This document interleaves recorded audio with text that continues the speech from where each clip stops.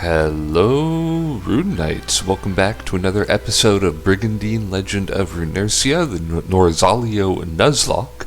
We are in need of a little bit of consolidation, actually. We are in a spot where we have taken over quite a bit of territory. We have knocked out two countries, Shinobi and Gustava, and we're now kind of in a position where I think pushing ahead recklessly is going to make our life more difficult.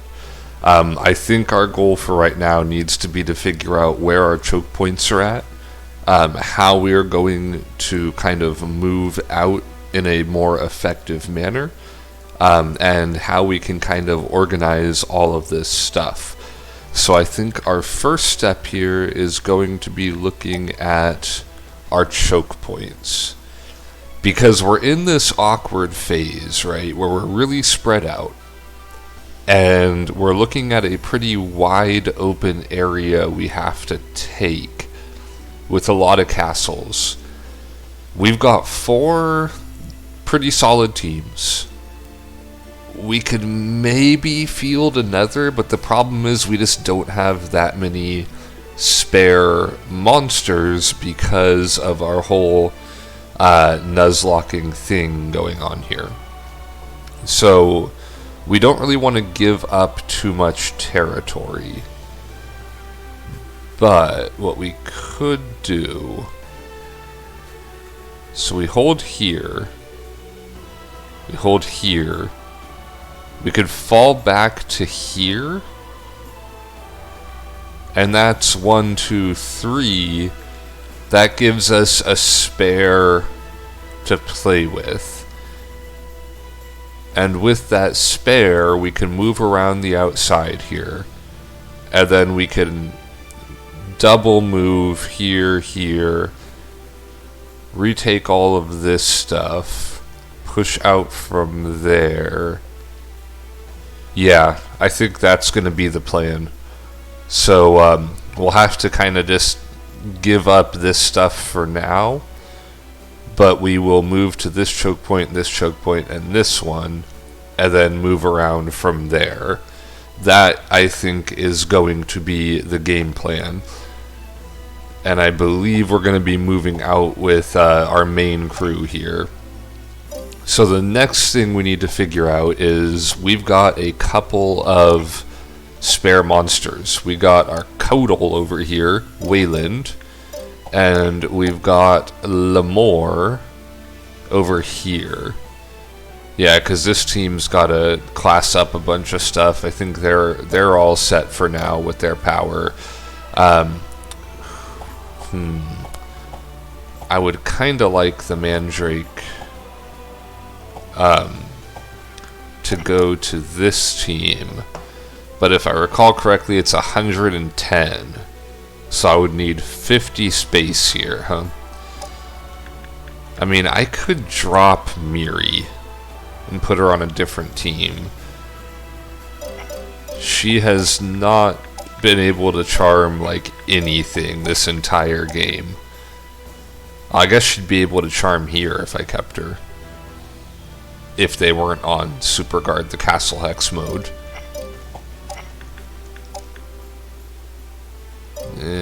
Unlikely here.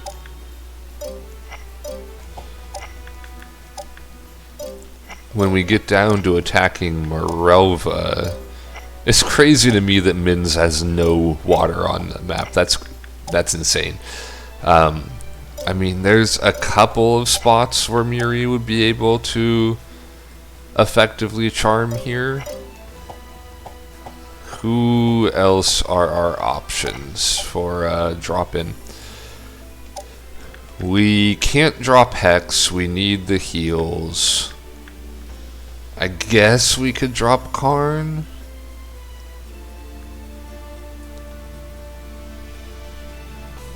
And that would actually fill a similar role. Yeah, maybe dropping Karn is the way to go. Alright, so if we are doing that, who's gonna go pick things up? Gian already has a quest here, huh? Maybe Augustus, so then we figure out where we're going to send Matthias. Alright, so Augustus, we're going to give you this. And then we are going to move you over to here. Actually, you know what? Let's leave this here, because we're going to be moving another crew of 3 here. So we'll just, whoever we move here is who we're going to give that golem to, who we're going to give Karn to. And that'll allow us to send Augustus to Tian and Meza, pick up both of those. Yeah, that should be fine. Alrighty then. So... Will... I still think we want to try to quest with Will.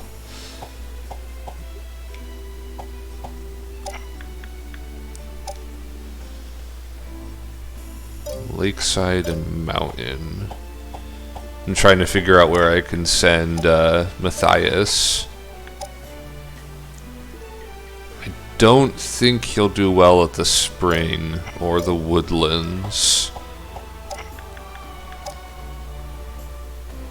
Not here either. I guess maybe just Warren?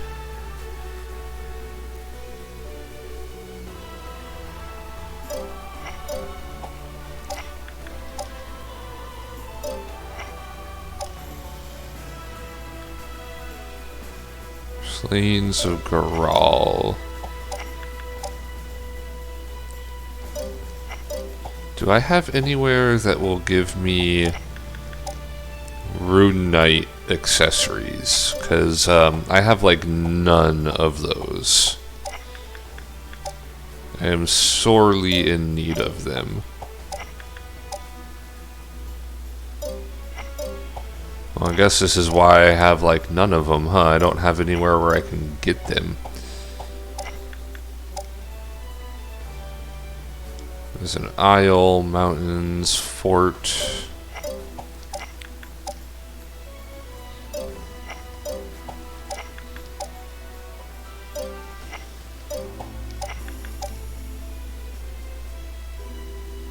Aria Great Plains is going to be the best spot.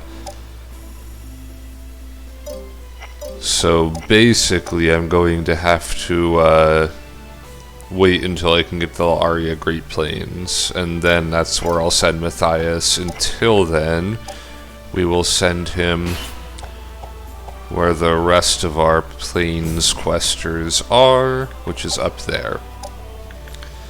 Because you're a preferred type terrain, plains. Okay, so we got you guys moving, we got you guys question.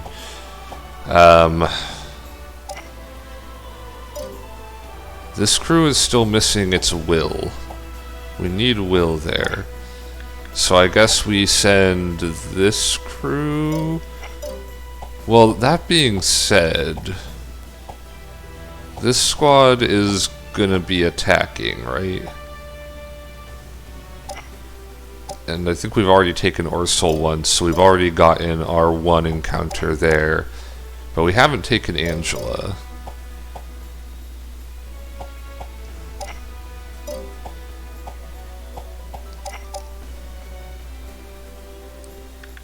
Let's class you guys up and see what we're looking at for remaining rune power on this team.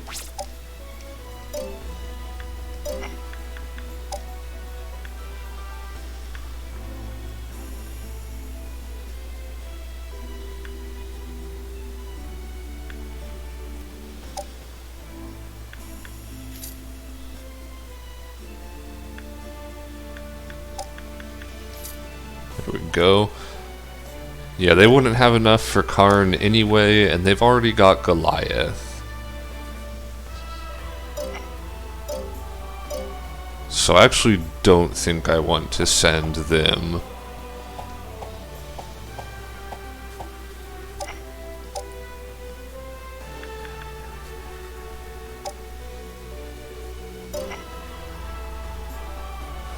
40. Okay, so in theory they can get this angel on their team.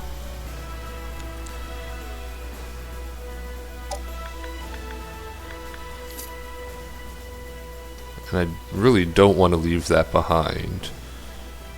Oh, hey, look, another spammer in my chat. Again, like, I don't know why that I have nobody watching right now, and they're coming in and spamming. Like, that's not going to do anything for them. Oh, it's because they're spamming to me. They're telling me I can buy followers, primes, and viewers. Ooh. Watch out now. I can buy myself success. Let's do that. Flip around.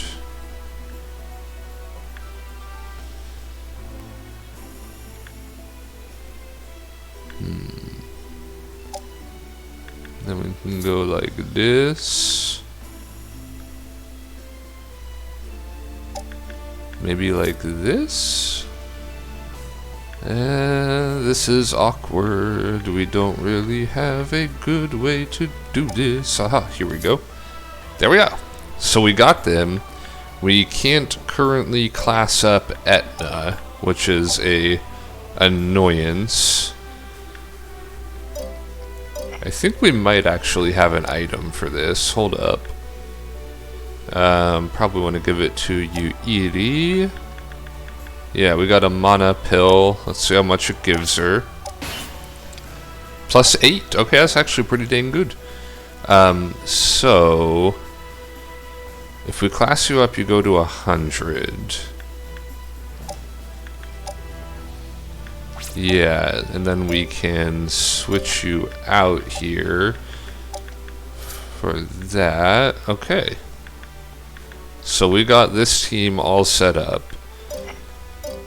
which does mean that we're probably going to want to move this crew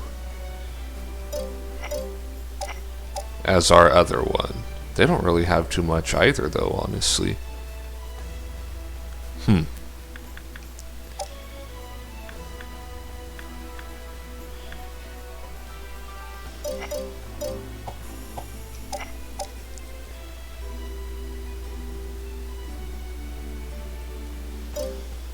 Alright, well, we are going to move you guys to this choke point. And then this crew, we are going to move to this choke point. And this crew is going to move right here. Yeah, that'll be good. I think that puts us in an alright position. We've got everybody who can question. Actually, let's reconsider. What are we getting out of this forest?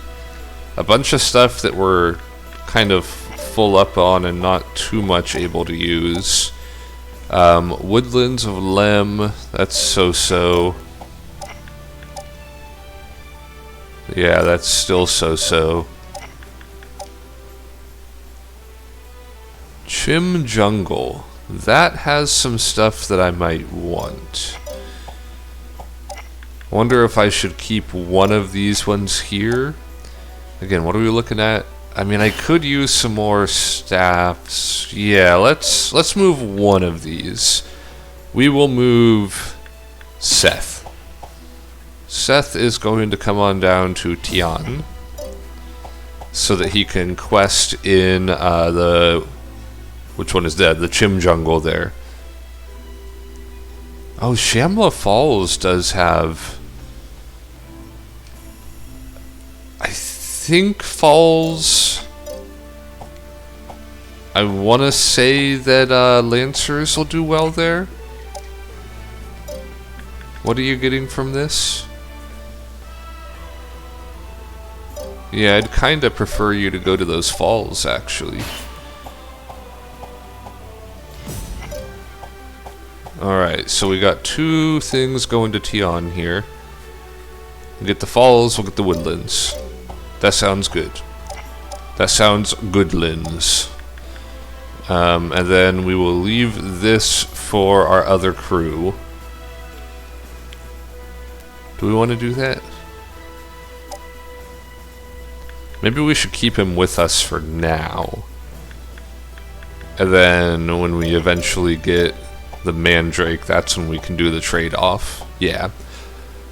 That sounds like a wise decision. Maybe. Okay. Now we are all good, right? Because, yeah, the one class up isn't one that we're doing right now. We've got all the other stuff going on. Alright. So I am going to save it here, just in case something, you know, goes horribly wrong. Oh, see, that's that occasional cursor drift I was talking about with the controller. Let me unplug it and re-plug it. And that usually fixes it. But it's annoying that it happens in the first place. Alright, so there is one other thing that I wanted to do, which is, I haven't read character profiles in a while. We're not going to do Matthias, Augustus, or Shion for right now, because those are all new to us. Let's look at these two. We've had Seth for a little bit. He's a quest knight, but a former Gaimul counselor and knight, he was once able to prevent a Barrett friend in the Blackbird unit from going on a brutal mission.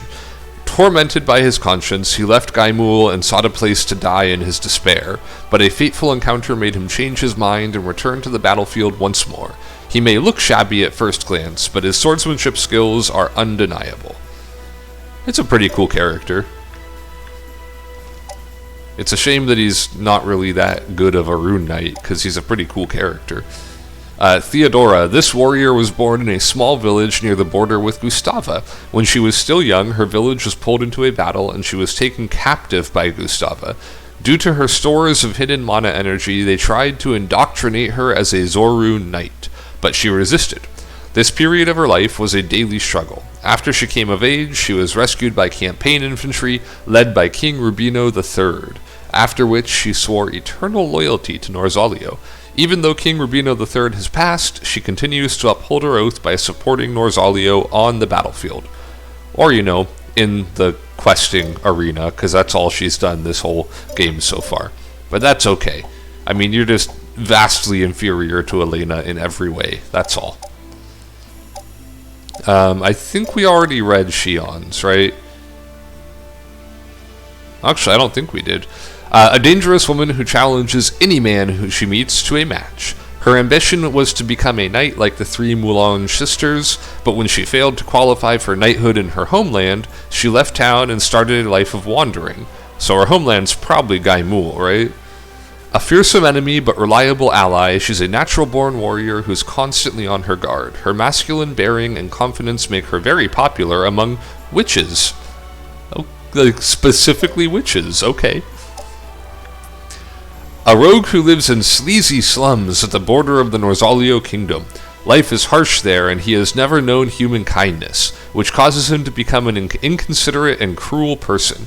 He continues to prey on others despite awakening to his mana powers, and reluctantly joins the military force when urged to follow the chivalrous path of a knight.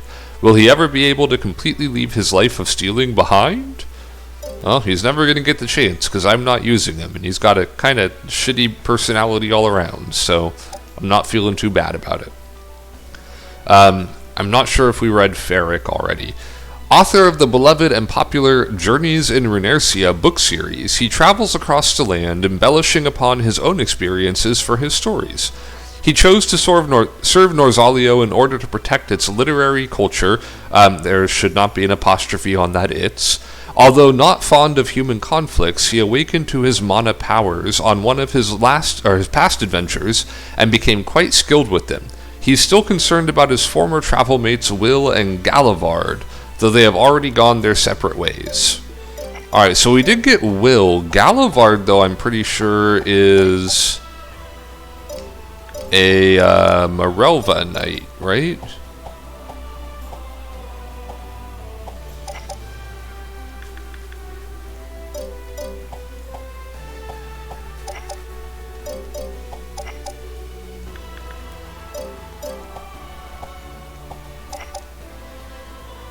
Yeah, Galivard. An itinerant merchant who travels all over the continent and is an expert with weapons. He used to go on adventures with Frederick and Will. Having no sense of patriotism whatsoever, he signs up as a Morelva officer because he thinks this country has looser purse strings. He's brazen and loud and sees the war as an opportunity to get a windfall. Although he frets about one day meeting Frederick or Will on the battlefield as enemies, he is determined to fight on with the tools of his trade to fulfill a secret dream. So we'll have to try to fight him with Will at some point, because we do have a Will. We're not going to be fighting with Ferric, but we can do the Will fight. Alright, let's read these ones and then we'll be done. A candidate for the rank of General of the Norzaleo Kingdom, he has earned the trust of the royal family and acts as their bodyguard when Grottos is unavailable. This battle-hardened knight has seen many a war and bloodshed since the reign of King Rubino II and specializes in defensive warfare.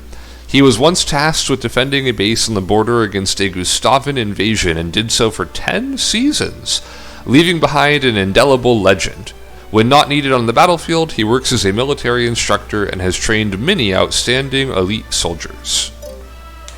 Alright. Shizler. This eminent rune knight has protected Norzaleo alongside Grottos and Jews since Rubino III took the throne. As the leading actor for the popular Imperial Theater, Ong's good looks often draw longing glances from the ladies he passes on the street. His beloved wife passed away giving birth to Elena, but he managed to overcome his grief by raising his daughter with great love. As any loving father would, he worries endlessly about his daughter fighting on the battlefield as a full-fledged rune knight. Alright. And Jack here.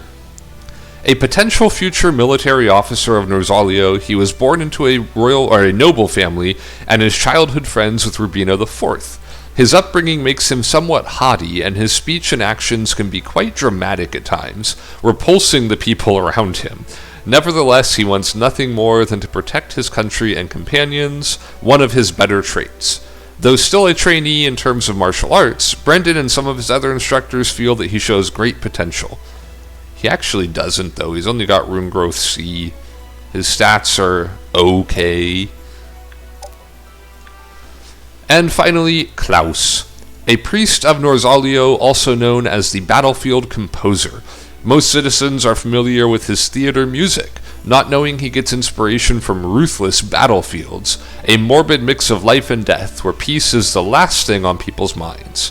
Though he wishes for peace and despises conflict, he is unable to stop seeking out battlefields for inspiration. Okay, leaving him internally conflicted. He is notoriously difficult to deal with, and anyone getting in his way during a divine revelation will find themselves on the receiving end of a gruesome blow they won't soon forget. Weirdo. But you know, you do what you do. You get inspiration from what you get inspiration from, right? Let us end this phase. Yeah, I know I got front lines open, but we are strategically choosing to leave them so that we can actually make progress here. Oh wow, they've got a lot of strength on this, haven't they? I'm not quite sure where it's all coming from. I mean, I'm sure... Oh, you know, I forgot to do equipment this turn. Bummer. Well, we are still attacking in with our big boy force here. And this will give us a chance for Pick to see if he's got a scene with Darien. Although I think Rubino and Eliza will probably have one that will take precedence. Oh well. I think we're in a good spot here, regardless of them technically having more combat power than us. I think our force is a lot stronger than theirs in practice. So we'll just have to trust in that. Let's go. Finally get a battle. It took a little bit. But like I said, we had a bit of planning, a bit of organizational stuff to do there. Battle of Elendal.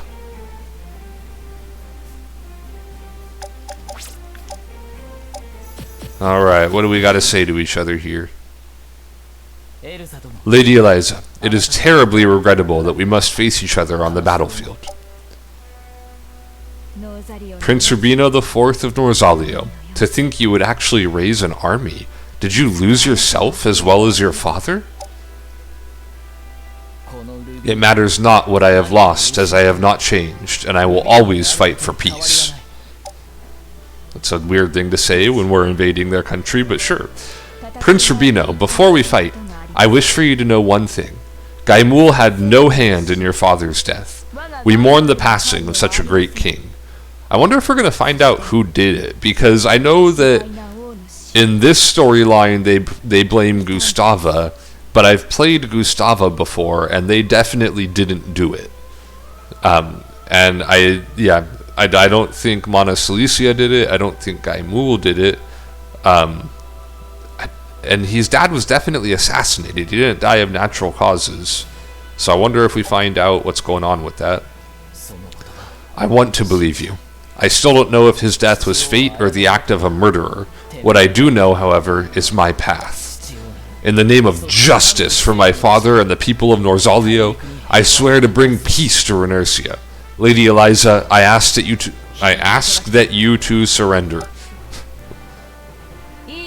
I'm sorry, but I cannot do that.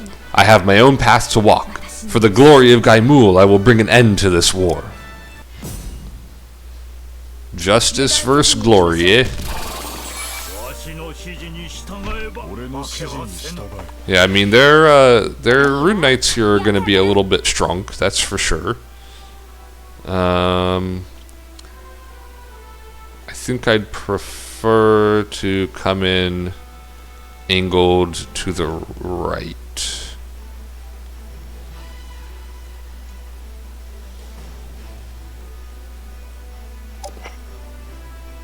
Yeah, that's what we're gonna do, I believe. Okay, so let's put Smaug here, let's put Kropgar here.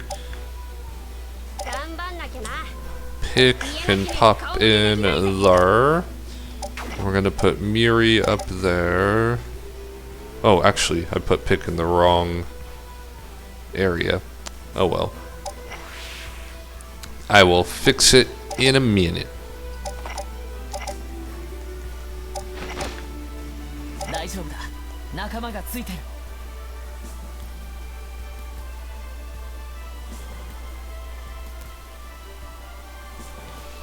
I actually might not have enough of a front line to do what I wanted to do.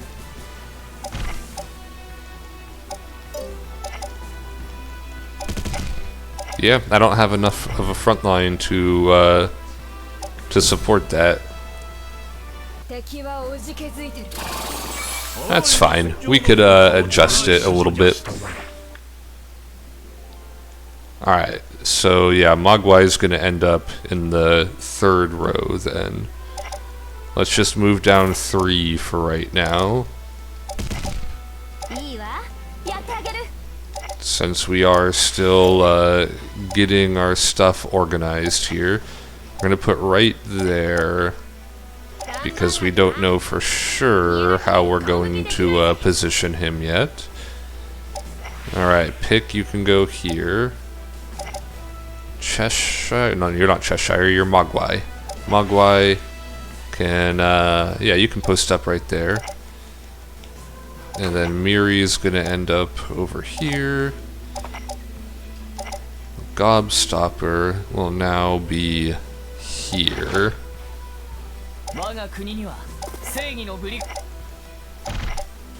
Yeah, here we go.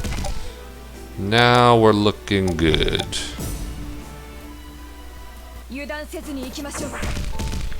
Okay, they're willing to make some aggressive actions here. I can dig it.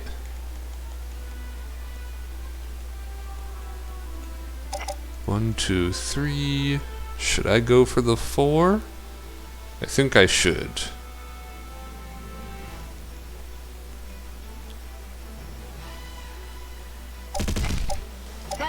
One, two, three, and then 4.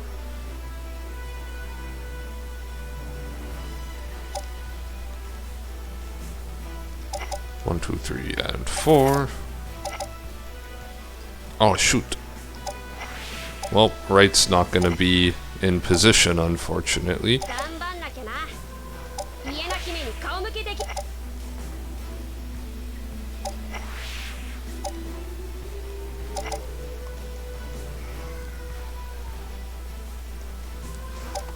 Yeah, let's get Hex here, I think.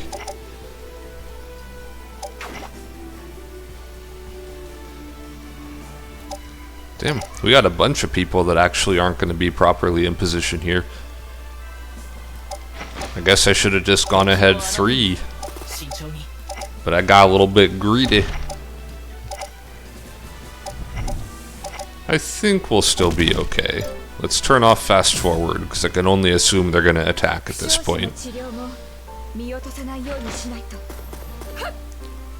You're going up there, huh? That's annoying. Defense skill, that's also annoying.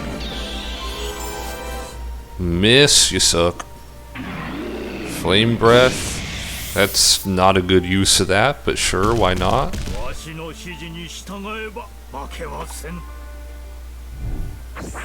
Okay, he's in range for, like, actually kinda nothing.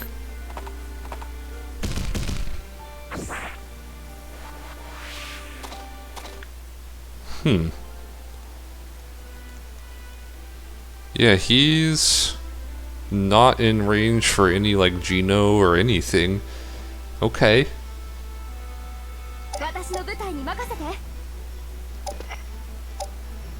Well, here's the question. Do I want to go after Eliza? Or do I want to try to kill some of their stuff? I think I probably want to kill some of their stuff. Even though I could do some pretty quality damage to them.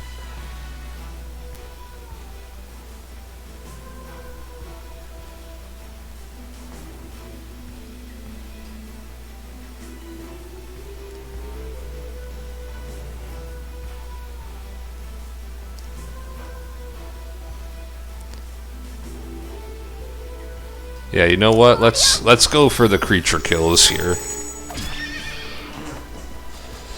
Do they still have their monomerical, by the way? I don't see it with this crew, at least. Yep, that's a pretty good fire breath. Alright, let's get you here so that you can heal next turn. I mean, we could wreck this dragon pretty hard right now. Krokgar, you are a scary beast. I'll tell you what. Alright.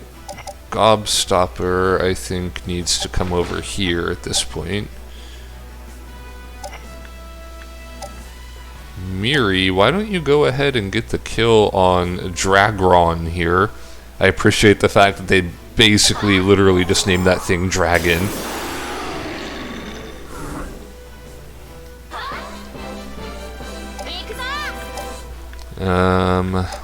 Pick who do you want to annihilate with a thunder?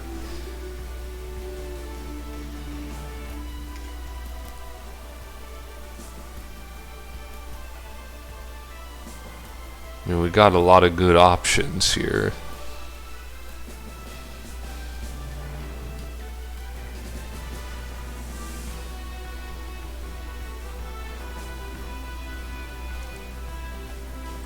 Yeah, we probably want to do Norta, so that way the breath here will just completely finish it off.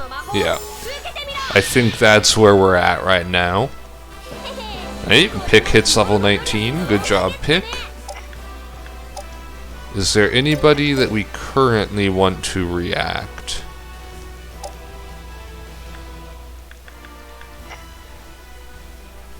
An extra action. Alright, so I was wondering if we reacted Krokgar, if he can go 4 times, but I think it would just make him go 3.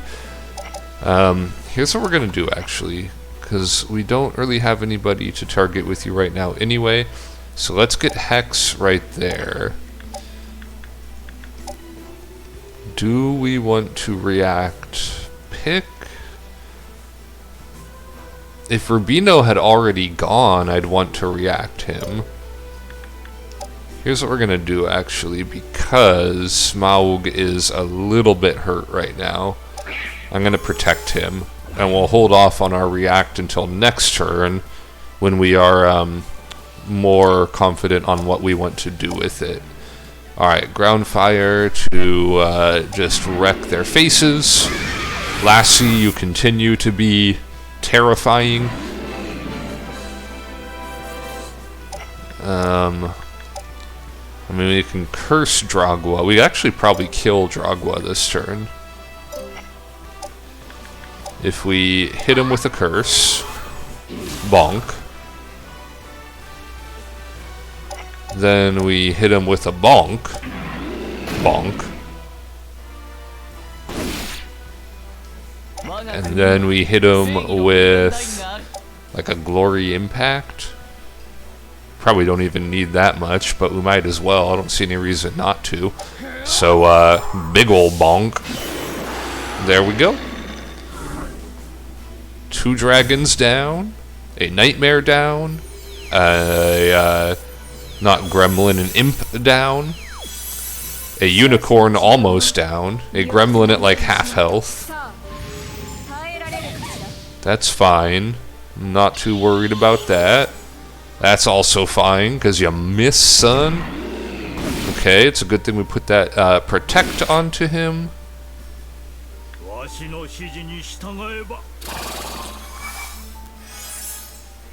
Oh, with that selfless unicorn not healing itself. He's Divine Arrayan. Okay. That's not a surprise. That's not going to do anything.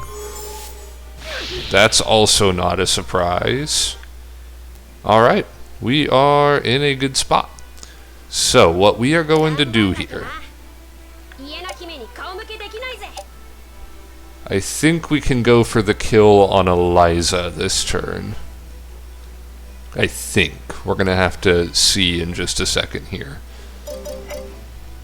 Yeah, because Krokgar can get around to her.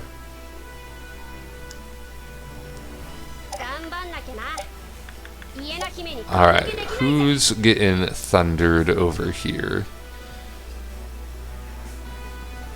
Probably Brosrake, right? Because then we could just start kind of collapsing in on them.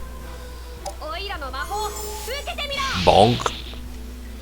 That's the sound that thunder makes. Don't think twice about it, man. Sometimes thunder just makes a bonking noise. Alright, we're gonna react Rubino.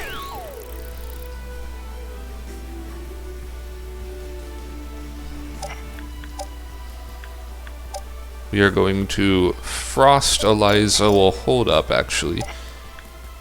We are going to want to magic down Eliza, because she's going to get triple frosted this round. She's going to get really frosty. Now we frost Eliza. I am at this point, by the way, not super concerned about stealing a monster in every battle. Which was actually the situation I was trying to avoid by the changes to the Nuzlocke rules, so looks like I still need to refine the formula a bit. But I've kind of got my teams all set up. So aside from Mana Miracle stuff, or like really noteworthy units, I'm not super worried about, you know, getting all that stuff. Alright, we want to Giga Shot Eliza, probably.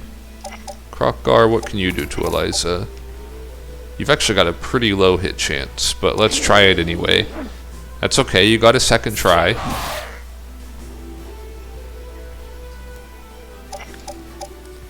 I mean, statistically, one of these two should hit. Fuck statistics, am I right? Who cares about statistics when you've got bad luck on your side? 100.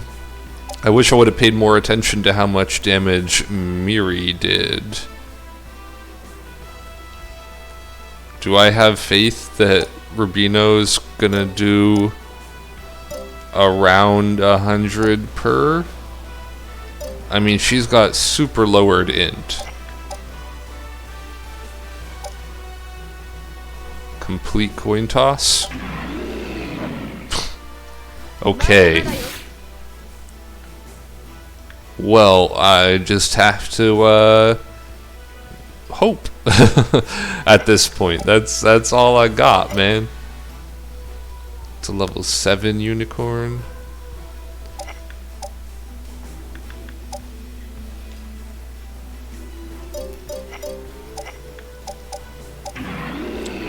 I would like Desco to get that XP, I believe. Because we would like her to continue leveling up. She is a Mana Miracle after all. There we go. And then Lassie can do another Ground Fire to get that XP. Because, you know, also Mana Miracle. And then... Alright, we're good. We are golden. Nice, level 19. And he'll hopefully get another level off of this.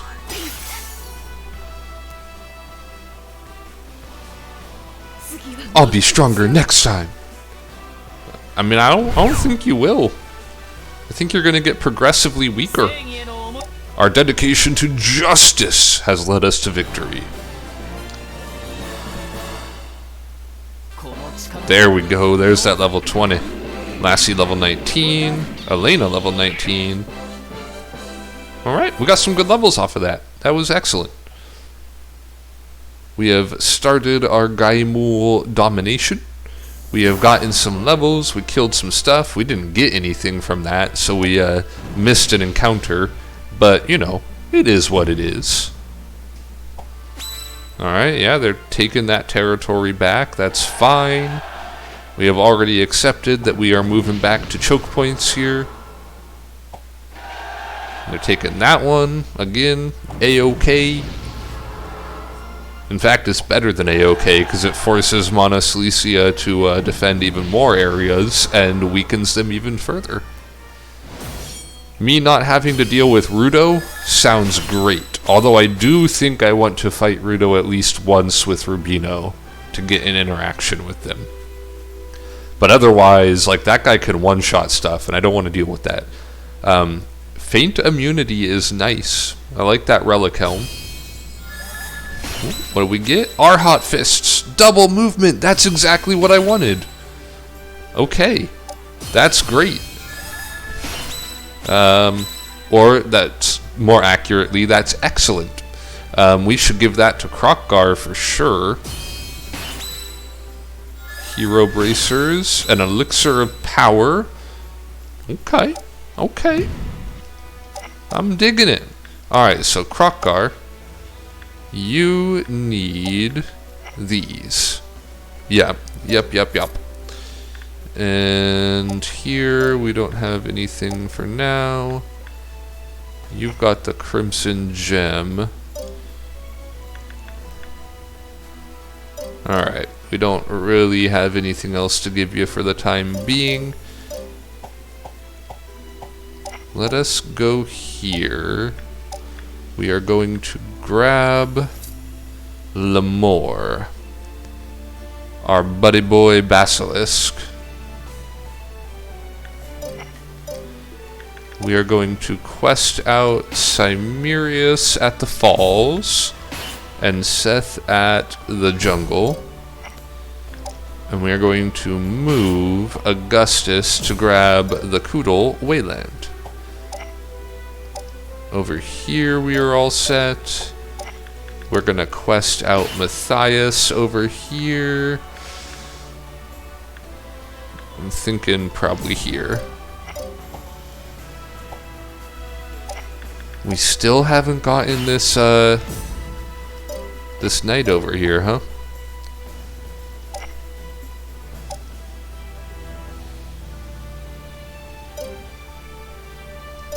Alright, I think all those quests are adequately set up.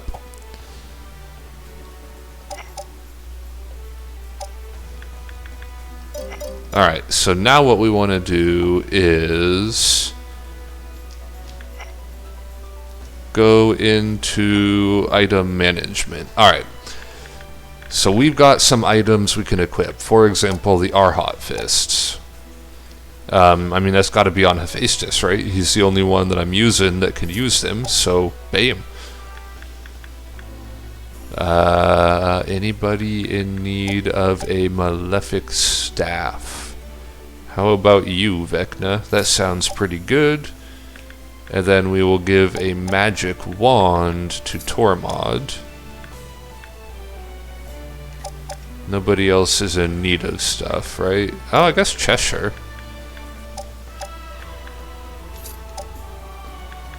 Because anything that gives, what is that, more MP? Yeah, more MP is more good. Alright, I don't think we have anybody who is in need of bows right now. I mean, Sylvie, but she's just temporary. Accuracy -5, that's an oof. Yeah, nobody. Oh, I guess a Nikiel. Eh. Yeah, we could throw an ice blade on a Nikiel, that's fine. Let's see. We have... I swear we got another Brigandine, didn't we? Oh, but it becomes a, yeah, it's the Freedom Monostone. Yeah. Alright, so who is in need of stuff? Black armor, defense 7. That's not fantastic, but does anybody actually need armor right now? No. Nobody that would use it? Alright, how about these ones? I do like evasion +10. Will can use it. Ball probably needs that, yeah. That seems like a good thing for him. And then Sacred Breastplate, that one might be Will. Yeah, that's a Will one for sure. Okay, and then White Robe doesn't do too much, but you know, maybe it can throw some defense on, but everybody's already equipped. Alright, helms. Anybody in need of a helm? Nobody that I am using. Hat? Anybody need a hat? Nice fancy hats for sale. Again, nobody that I'm using. Alright, this is getting easier. Alright, anybody able to get... I mean, Grados is really close to getting set bonus. It'd be such a waste to give this to Rubino, because he's already got the Justice Brigandine. But at the same time, set bonus, we're doing it. So the reason why this is a waste, by the way, is because this gives him the Monostone Blessing, which he already has from his Justice Brigandine, which is unequipable. So, I mean, Monostone's Grace is the big benefit you get from putting that on. He's already got it. But at the same time, set bonus is pretty big. Alright, let's give this Wisdom Medal to Pick, I think. And then Anti-Petrifying Ring. Again, let's look for set bonuses. Maximilian, there we go. And then Magic Medallion. It's pretty useless, but we'll just throw it on Grados. Sure, why not? Okay, here we're just looking for anything that might actually be good. Like an extra Inferno Clause, for example. We could put that on Gobstopper. We could put it on Smaug. Let's put it on Gobstopper.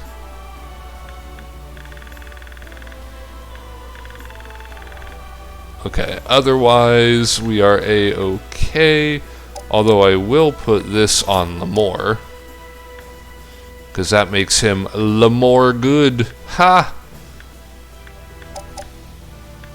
You know I got the best jokes around. Nobody doubts my joking ability. Wayland, you can use a Scale Protector. Relic Helm. Okay, faint immunity, some defense, some HP. Who could use a Relic Helm? Doesn't give anybody full stat bonus. Maybe Smaug? What does Adamantine Helm do? Defense, HP, and mobility. I do like having that mobility on Lassie, so Lassie's gonna stick with that. Alright, so let's just give it to Smaug. Alright. Blue gloves, shield block. Delta. There we go. Hero bracers. Do we care about anybody with int? Like, Chiron doesn't need int. That gives them attack a little bit. Okay. And last but not least, this stuff. Anybody able to get any kind of set bonuses? Not particularly. Yep, still not particularly. Alright, well, let's at least put the Psychic Collar on somebody. I guess we could throw it on Goliath here. I saw that he was missing something. Here we go. And do we have... No, we have, like, no armor for him. Unfortunate. Okay, we are all set up there. I think we are all good to go to our attack phase. Yes, we are. And that phase, let's go. Okay, we've got Rudo over here, which is a little bit scary, but he moved this turn, so he can't attack anyway. And I mean, we could attack into him. Do I actually want to do that? That seems a little bit silly. Oh yeah, especially because I forgot how annoying Garwellen is to take. Ugh. Yeah, we're not going to deal with that. We'll take the easy attack here. I believe this is the first time we're actually attacking Alternia, so in theory we can get a creature out of that. Gargar over here. I mean, we're gonna take it. I still don't see a Mana Miracle there. It looks like Gaimul lost their Mana Miracle at some point. Yep, they definitely lost their Mana Miracle at some point. Okay, well, let's attack into them. Keep this momentum going. You guys can also attack. You might as well, right? Get that XP. And technically you guys can attack, but you'd have to attack into Rudo. That's not going to happen. I mean, Gilliam's a waste of space, but Rudo and Kyle are pretty strong. They still have their Mana Miracle, and it's still only level 10. Both of those things are surprising to me with how much Monaslisia has been getting attacked this game. Alright, let's end this phase and do these attacks, shall we? Oh, I didn't realize that this squad has actually achieved higher CP than our main squad. That's surprising. Okay, Alternia getting battled up here. Grados, Leonora, and Ju coming in. We are Norzaleo's justice. That's not a special one. That's just a normal talk.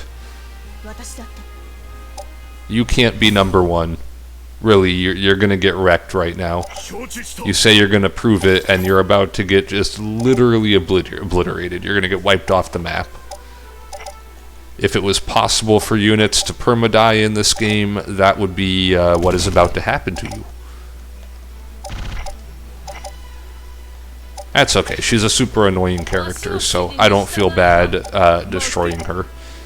Alright, we've got our Gobbo squad here. They've got, what, 3 goblins? 2 of them already Shadow. Doing nice there. We got our double Lich, Tormod and Vecna coming onto the scene. Speaking of Vecna, I just recently finished watching the part 1 of season 4 of Stranger Things. I don't know when part 2 is coming out, but yeah, I liked part 1 quite a bit. I'll admit I wasn't the biggest fan of season 3. I don't think it was bad by any means. I just felt like it wasn't as good as the previous stuff. But yeah, I would say I'm enjoying what they've done with season 4 quite a bit.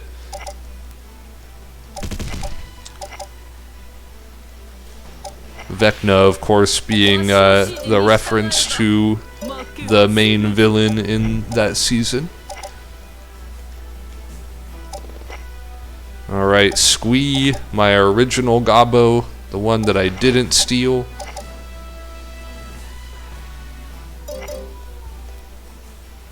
Okay, yeah, you can move far enough that this won't block you out. Here we go. Sate to.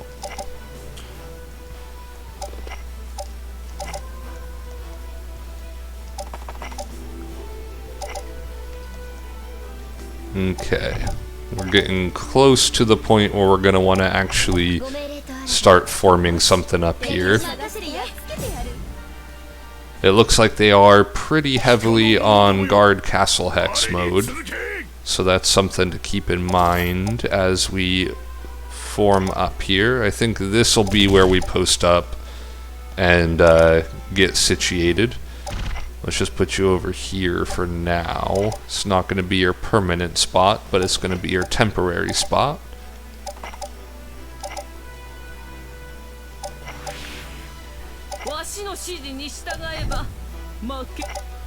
Alright, Squee, I actually don't want, because just in case they decide that they're not guarding that castle hex so religiously after all, I would prefer not to have things outside of Runersia.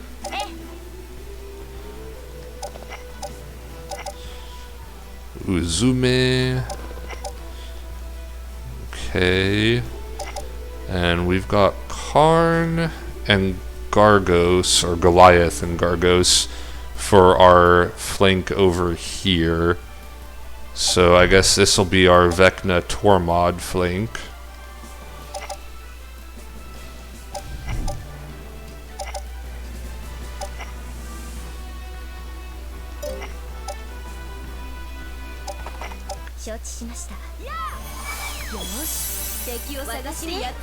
Okay, they are indeed guarding that castle hex pretty religiously, so we were being a little bit overly cautious, but I would rather be overly cautious than not cautious enough.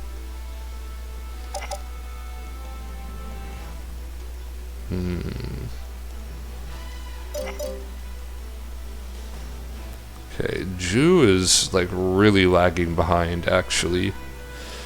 Annoyingly. Well, let's put Kairon here. We're gonna put Cheshire here. Yeah, and then we're gonna end that troop's movement.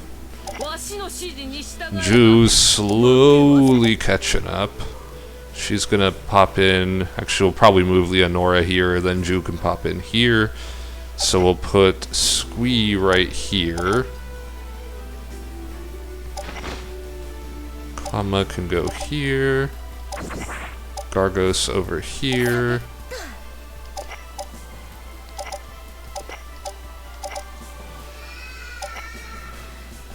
Yeah. Alright, we are in a good spot.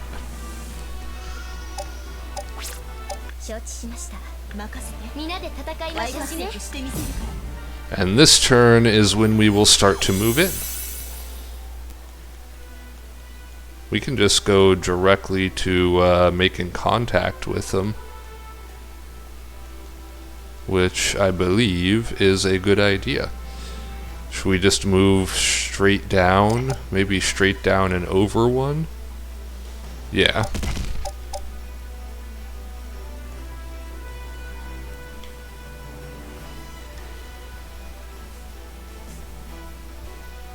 Yeah, let's bonk. Oops. We're still on fast forward. My bad. Wait. Okay, good. I thought we put ourselves in a position where Goliath wouldn't be able to move up, but we're fine. Nice bonk, Grottos. Ha! You suck.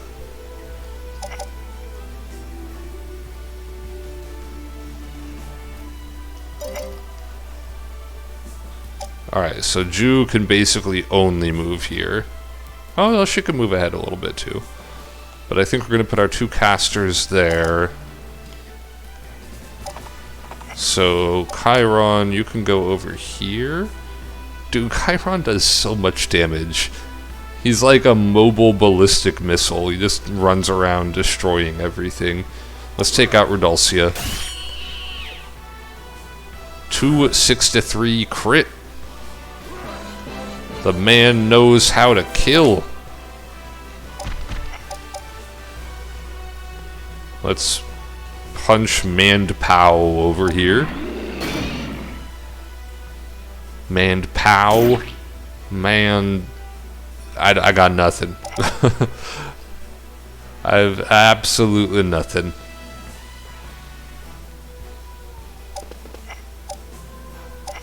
One, 2, and 1.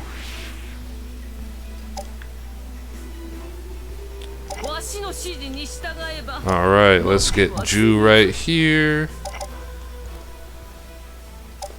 We can get Squee here and Abaddon wave something.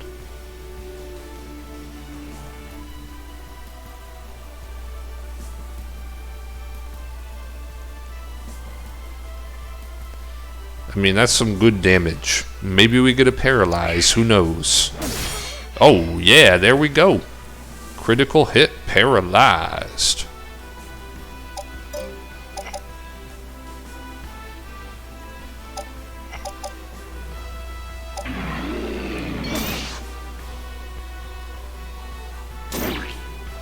Okay, he didn't get his paralyze, which is good. And then we close up our gap over here. Another Abaddon wave rolling in. Schwabonk.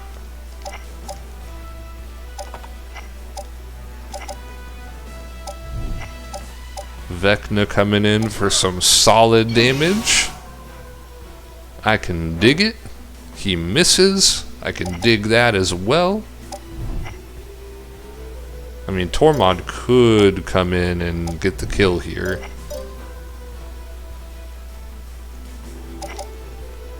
Let's just play it slow, though.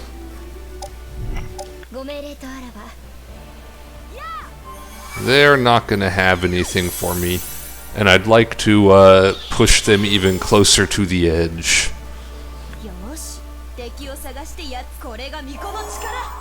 Just resisting, huh?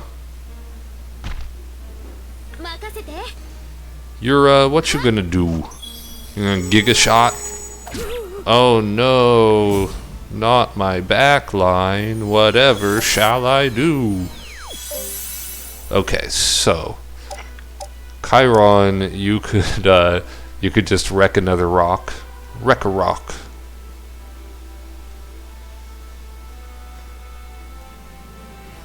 We could take out Selena right now.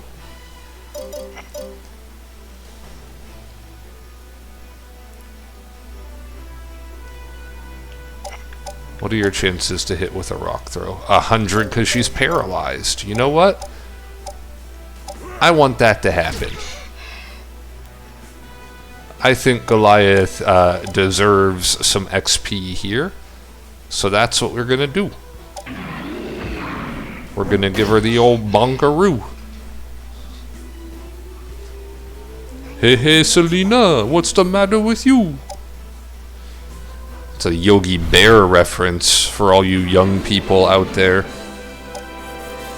Hey, hey, boo-boo, what's the matter with you?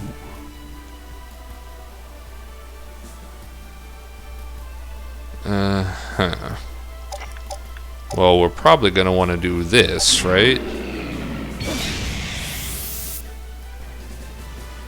And then maybe one of these. Do we think we can get the kill on Emma? We're gonna try. I mean, you gotta try, right?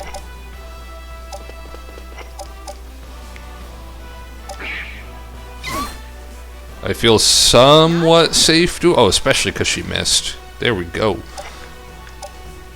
I was gonna say I feel somewhat safe doing that because I think she's just gonna get bonked. Like, she's gonna be out of here.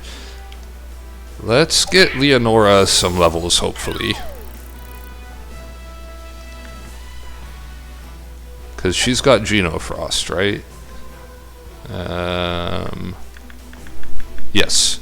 And she has enough to do it twice? Oh, no, she doesn't. She can only do it once.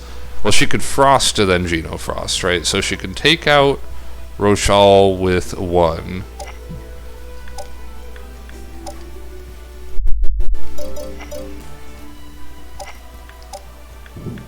We are going to want to Halo her.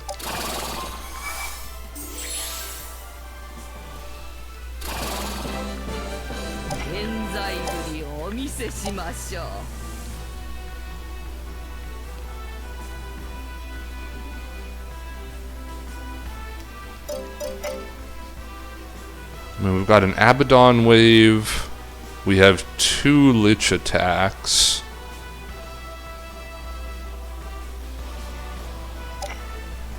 Yeah, I think we can devote these attacks down here to Yura.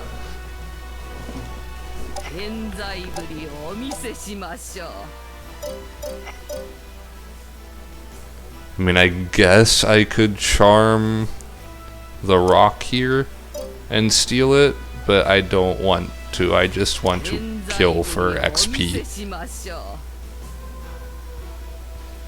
Did normal and alternate both with Shinobi? Alternate can get wild. Yeah, I think I've only done normal with Shinobi on the Switch version, actually. I saved like all of my endgame stuff on Switch with the intent of coming back and doing the other, like the alternates, and I just never got to it. What was wild about the alternate one? Hit her with that Frost, and bam! Get Ju some XP.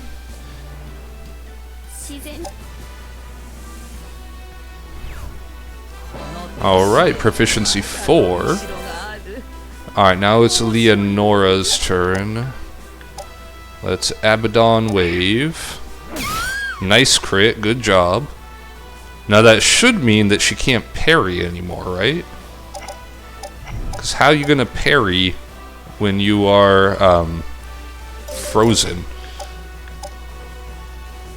Alright, I want to put her in range for a Genofrost to kill is the thing.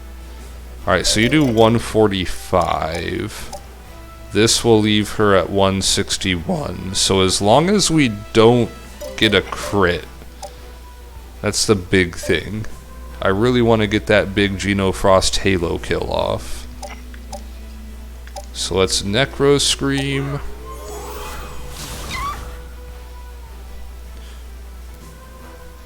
What qualifies as alternate ending, by the way? Because I've done all of the Shade quests. I've fought Rune God. I've fought whatever crazy lady's name is. Is there other requirements for an alternate ending? Because I never found them, if so. Alright, your Genofrost is going to do 90. Yeah, so we pretty much have to do this and hope it doesn't crit. Alright, please don't crit, Tormod. This is like the one time in your life I will ask you to please not crit.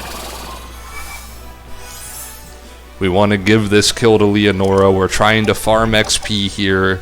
You don't need to quit. Don't go full sweat mode right now. Okay, good job, Tormod.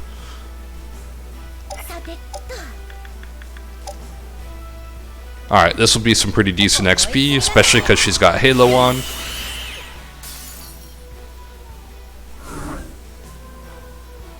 Oh, Oh, challenge mode. Yeah. Okay, where the ending is just the rebellion.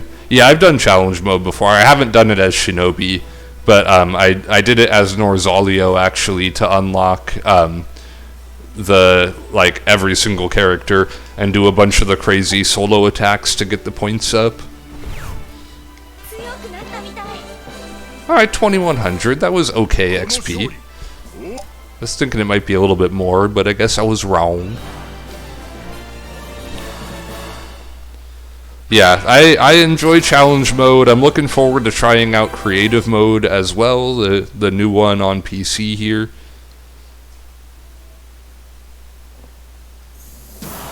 I like the idea of being able to have everybody start out at level 1 and be able to use whatever knights you want to. That's something I always wished was in the original version, since you get all those late game quest knights that you just never use.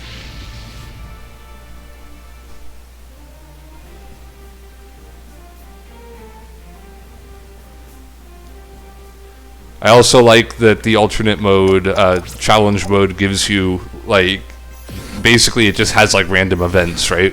Which is pretty fun. It spices things up a little bit. You're a Barret. Okay, cool. He does have a special interaction. It is as you say. I was under the impression fairies disapproved of fighting. Instead of devoting your strong yet fleeting lives to Gaimul, might you consider entrusting them to Norzaleo? I cannot do that. I am devoted to another. During the ending parts of my alternate run, I was having to fight 3 rulers in their promoted class each with multiple high-level tier 3 monsters. Yeah. Yep. That's the part that I like about, because, like, for me, the weakest part of Brigandine has always been the end game, because, like, even if you're trying not to, what generally happens is you kill off all their strong monsters, and then they just got nothing left. They're just completely weakened to the point where the final battle is, like, the most anticlimactic thing ever. But with challenge mode, because they get like random bonus monsters and bonus XP and stuff like that, it's great. I love it. I wish that you could kind of make the base game more like that. I know you could kind of make it like that in the base game, because you could like you know, give them revival stones and stuff like that, but it's still not quite the same. Okay, let's get right over here. I suppose moving in formation is not going to be the most important thing right now, because they're super far away. So I think it's going to be more important just to get there, and then we can set up formations.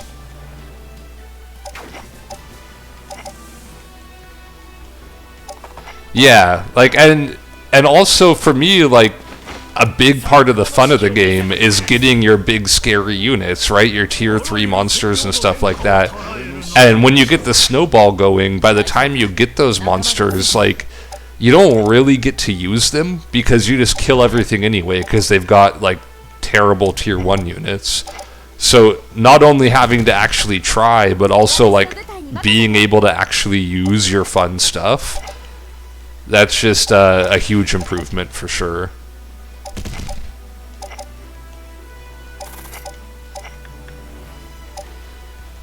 The one thing I don't like about challenge mode is, well, I guess 2 things. The time limit, and then the, like, requirements for points. You know, having to... I had to do a lot of single night battles to get the max points to unlock all the knights. And I guess the single night battles can be kind of fun, but it was stressful knowing that I had to do them, and that there was a time limit I had to do them in. Yeah, he's Warhammer, Krokgar. He's my dude. He's my lizard lord.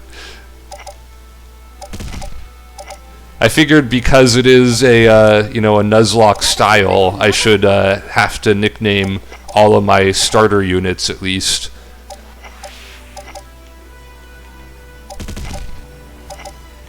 Okay, Krokgar gets over here. I think Yeah, once we're across the bridge, we're gonna set up over here.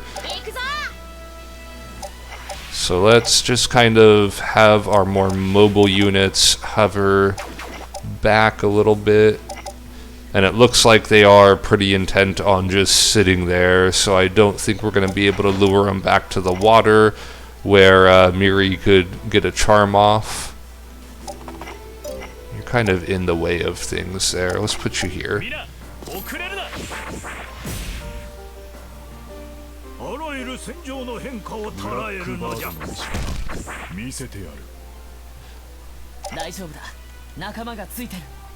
I actually don't remember the rebel phase that much. I just remember like they popped up in 5 castles and I had to kill them.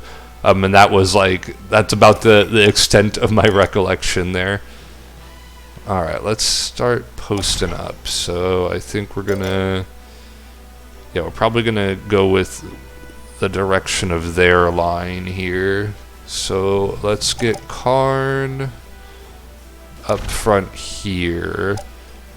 We'll get Rubino here, so Lassie can go up on the side over there.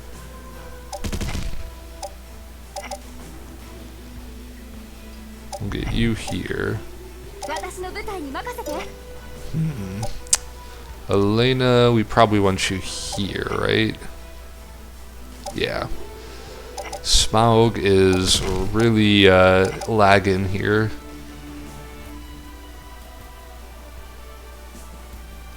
They pop up with a bunch of tier 3 level 20s, dealing with a whole troop of shadow goblins. I actually, I did challenge mode before shadow goblins were in the game. So yeah, dealing with that sounds like it would be a pain in the ass. I kind of think I'm going to want Smaug on the side a bit more. For now, let's put Krokgar here. Well, actually, no, because... yeah, we'll put Krokgar here. Oh yeah, that XCOM RNG has gotten me good a few times this playthrough.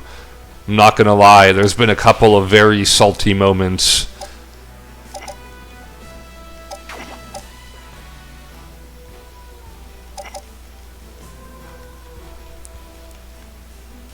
Actually, you probably want Gobstopper here.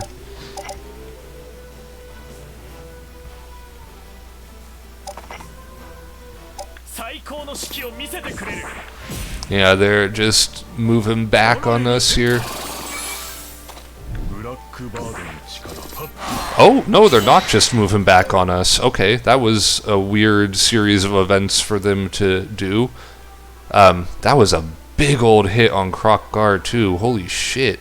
That did so much damage. And I mean, it's just white element too. Yeah, that was an insane thing. Like, why would they move everything back and then just charge in with Darien? What the hell? This game's AI sometimes, man. I'm really hoping somebody can figure out how to mod it to make it better. Look at that big old Lassie hit right there. That's nice. But yeah, I've definitely, I think I've missed more high percentage shots in actual XCOM, but that still doesn't make it, like, fun to have a big old hit chance, so then just like, nope, gonna miss that. Ouch, that's another big crit. I don't like that. But Karn's tanky enough that I think it'll be fine. Glory Slash is not doing that much, tell you what. It's alright though, we could still do this, I believe.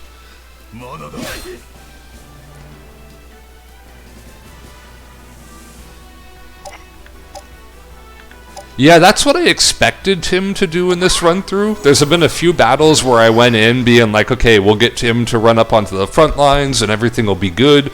But for whatever reason, in this particular playthrough, Tim has been the king of Venom. He's just sat on the back lines. Well, I mean, he's gone now, so he doesn't do it anymore. But he did just sit on the back lines and throw out Venom after Venom after Venom, and never moved forward. It was really annoying. Alright, that's definitely in range of a kill with pick. So I could react pick, get him up there, and do that. So let's just move Smaug in here. We'll get right into position to throw out a voice. Right here will probably be a good spot for that. So we'll move Crockgar down one more. We will throw our react down, because if we can get Pick to level 20 in this battle, then we can get him his final class up, which would be excellent. Alright, so Pick. This is hard mode. Yeah, I definitely, this game's easy enough that I don't think I'll ever feel the need to play it on normal. I have played through Shinobi, Mirova, Gustava. I'm like halfway through a Gaimul playthrough on my own, and then I've got Norzaleo going here. So, Monoslicia is the only one that I haven't really played yet, just because I have a very hard time bringing myself to play the bad guys in any given game. Kind of want Pick to be a little bit more forward when this turn ends in case they don't run away, but Pick is so goddamn squishy. If I throw Gobstopper here, would that stop them from getting to me next round? Yes. They would not be able to get in and attack Pick, so let's put him here. See, Morelva was my first pick because I was like, cool, awesome pirate nation, this will be really fun. And they were actually, like, in my opinion, the most boring faction I've played so far. Shinobi is my favorite, 100%. I actually really liked Gustava. I thought they were pretty awesome. Gaimul's been okay. Norzalia's been okay. I think Morelva so far is the only faction that I didn't really enjoy. And maybe that's just because I don't like big, slow units like Vikings, but yeah, I just found them kind of underwhelming. Alright, let's get this kill with Pick here. I really, really, really like Project Knights. So not only do I like the, you know, the aesthetics of Shinobi, but I also like that they're you know, the Leonia of this game. They're Ultra Project Knight. So this is it. You got killed by another Barret. I wonder if specifically Pick and Darien will have an interaction as well. Oh, we stole their red dragon. We weren't even trying to. Nice.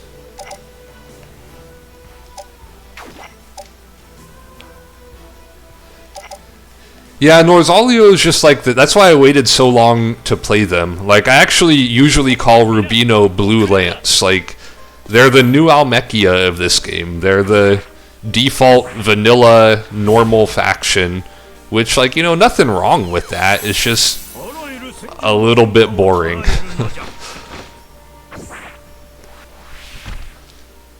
But I have liked them so far. I mean, they've got some pretty cool knights. Despite being fairies, Darien is a dragon and Kate is a fish? Wait, you lost me there. I have no idea what that means.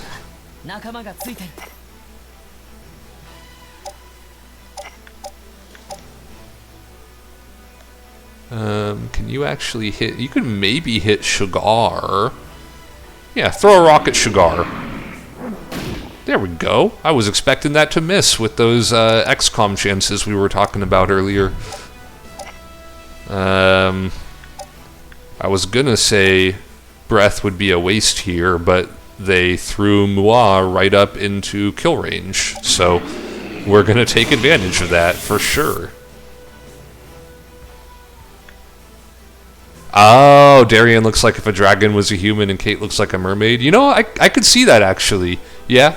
I really like the designs for both Darien and Kate. They're like, out of all the Gaimul knights, they're the ones that interest me the most.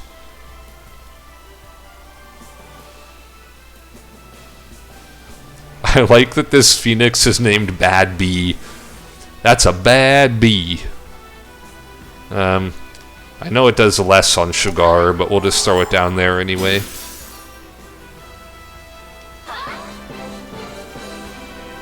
Should we get the kill with Gobstopper? Get him closer to Bahamut? Will this get the kill, by the way? Yeah, whoa, but he has to hit first. That's a actually pretty damn low hit chance. Well, if he doesn't get it, I'm pretty confident that Elena can come in and snag it. She's only at 2 proficiency, huh? That cross-classing hurt her. Alright, let's try it with Gobstopper. Can we put a protect on him just since we're throwing him out there? Yeah, we can. The alternative will be Thundering Bad Bee, which we don't care about. So yeah, let's protect Gobstopper here. Yeah, I got super lucky. I got an Eternal Hellfire through questing, and then on the same turn, I got the Champion Medal and the Infernal Eyeball. But those are the only quest or class up items I've gotten from questing so far. Nice, good job, Gobstopper.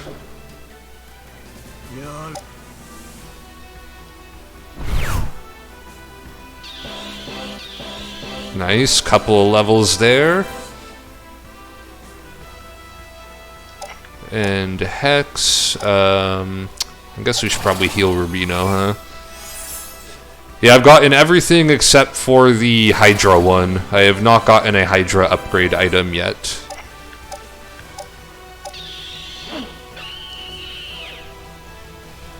Oh, and I guess I haven't gotten a missing link yet either, but those ones are like, I don't think I've ever gotten a missing link.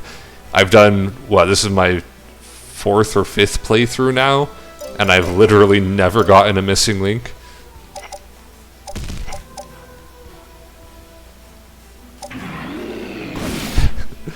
Yeah, I was having a hard time coming up with a name for like a wyvern line.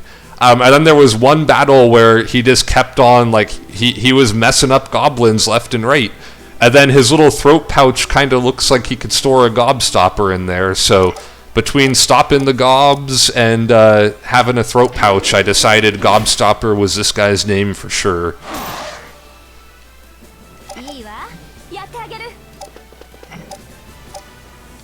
Alright, we'll have to do one more hit with Krotgar, and then we can get some Elena's XP.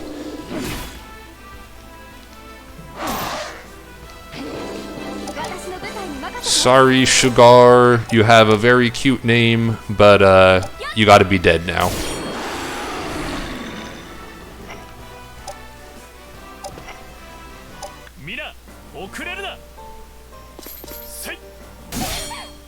I have actually not played the Binding Blade. And also, did they just choose to not retreat?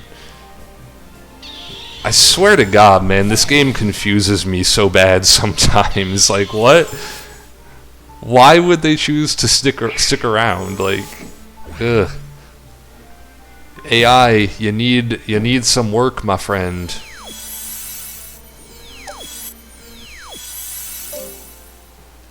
Yeah, right? He decided he ain't no bitch. He ain't gonna run away. Let's punch him.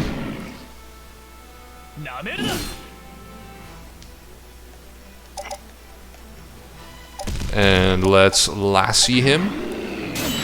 Oh, he got the defend off. Well, that's okay, because we're gonna curse him into oblivion right here. I mean, I guess you could just throw out an icicle shot, get some XP. Alternatively, I could wait and give the kill to Elena. She still needs 3 levels to max out her proficiency here. But Desco could become a Lilith. Do we actually have the rune power open to make her a Lilith, though? We'll figure it out when it happens. White Brooch. Useless item, but hey, whatever.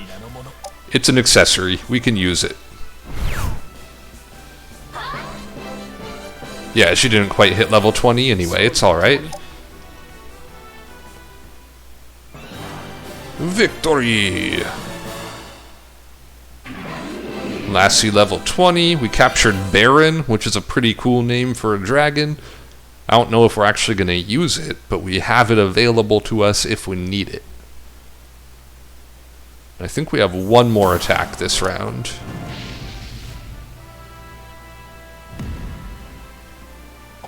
Yeah, we do, because we attacked into Orsul here.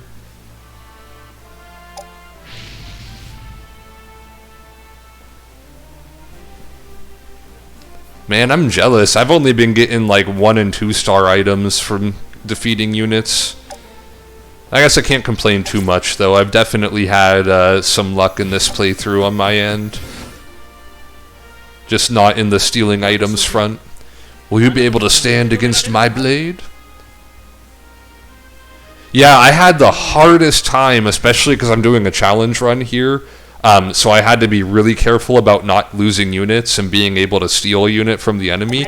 I had the hardest time breaking out of my territory at the start. Because you have those two like really awkward starting battlefields where you're basically fighting into a river on either side, and I just like couldn't get the battles I needed with the enemy on guard castle hex mode. It was a struggle, dude. Alright, we got Belveth here, and we got Ursula. We want at least one of them on the back line. Let's see, we've got frontline, frontline, frontline. Oh yeah, this is our somewhat low frontline crew, huh? So we're gonna want Sylvie and Castiel up here. And then maybe we could throw Belveth down here.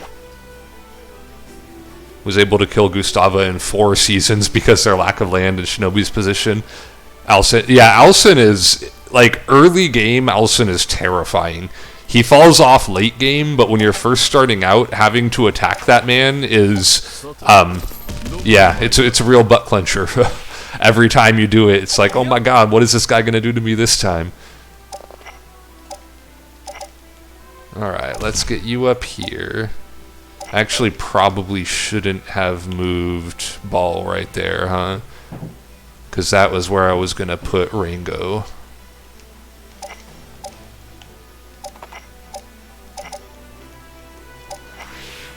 Yeah, I've been using Leonora quite a bit. I only recently put Ariana on one of my teams, so we'll see how she goes.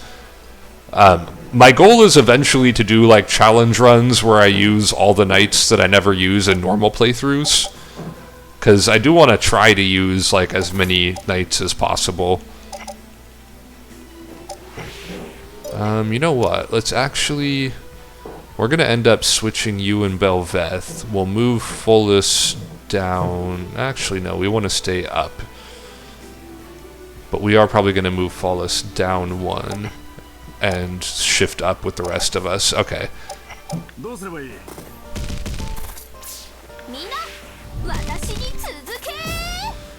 Leonora has been an ultimate project knight for me in this, because she starts with 2 ghouls, and with this challenge mode I had to use the starting knights in every squad, or the starting monsters in every castle area. So I got her 2 ghouls, and I was like, I want these to be liches. So I put a bunch of work in getting them to liches, but man is it tough to keep ghouls alive in a challenge mode with permadeath. Use all the people I picked but never used. Yeah, exactly. Watashi ni Tsuzuki.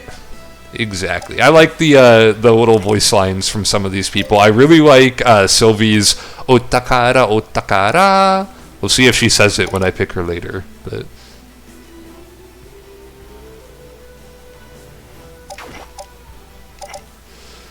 I think we're probably going to put our Phoenix somewhere, like... Okay, so let's see. Probably here, right?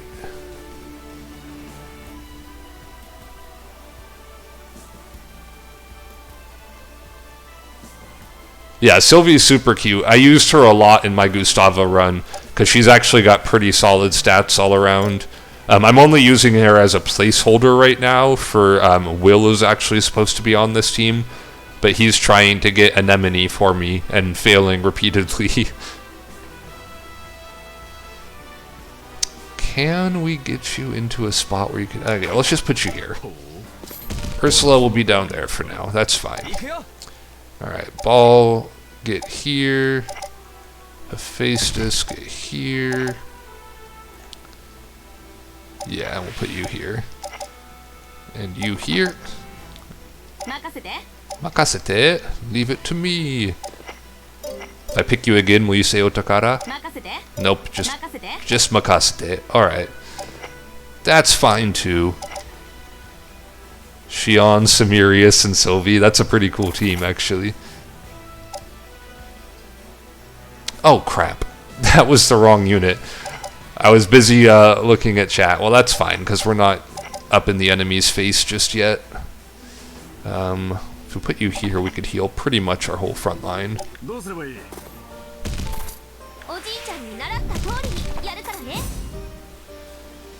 They've actually annoyingly shifted around to the point where no matter how I approach them, it's going to be awkward. Let's do maybe like right here. 1, 2, 3, 4. Actually, maybe here. Hephaestus, can you make it there? No, but Ball can.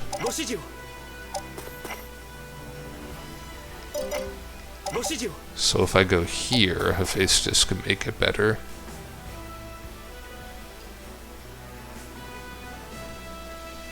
Oh, that's actually another reason why I like playing Shinobi, is every time you're not Shinobi, you have to go kill them in their own territory. And all of those battlefields are so frustrating.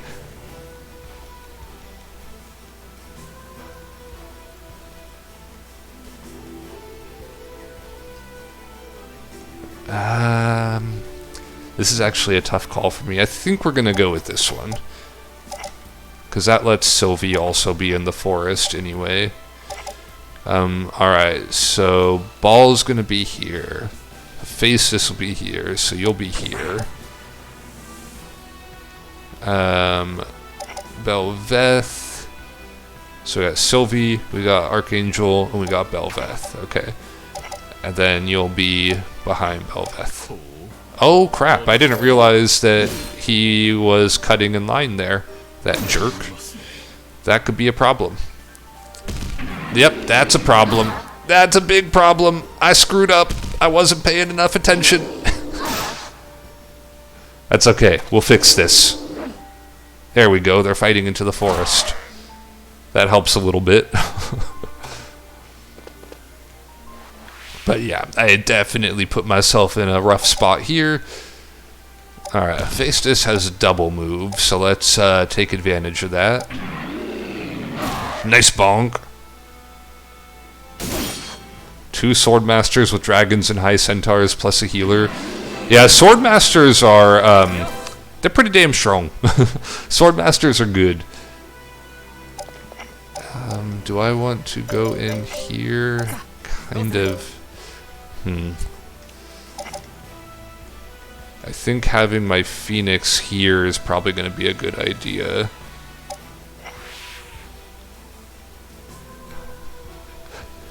Yeah, I mean, definitely, me letting myself be distracted was a big factor in that for sure. So, you know, the extra challenge is appreciated, because we are getting to that point in the game where the challenge is wearing thin. So, you know, we'll make it work.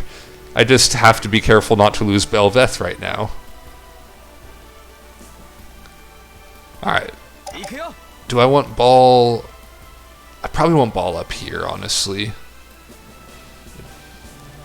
Because I could fall back with the rest of my crew and actually just make this my front line. Yeah, we're going to do that.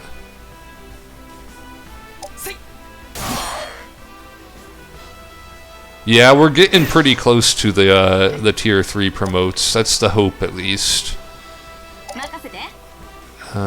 For now, we'll have you up here just so you're out of the way. And kill Helvely. Well, I mean, you'll almost kill Helvely, but you'll leave him open for kill in a second here. Bonk. Ball Fall the newest rapper in Runersia? I mean, he looks like... I guess he looks more like a boy band than a rapper. Maybe with a different hairstyle, he could pull off the rapper look.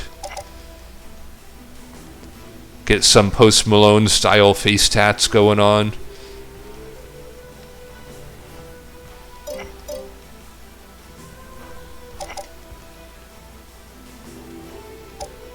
You know, we could have Castiel get the kill here. And then we move Tomas here. And kind of have like a staggered front line.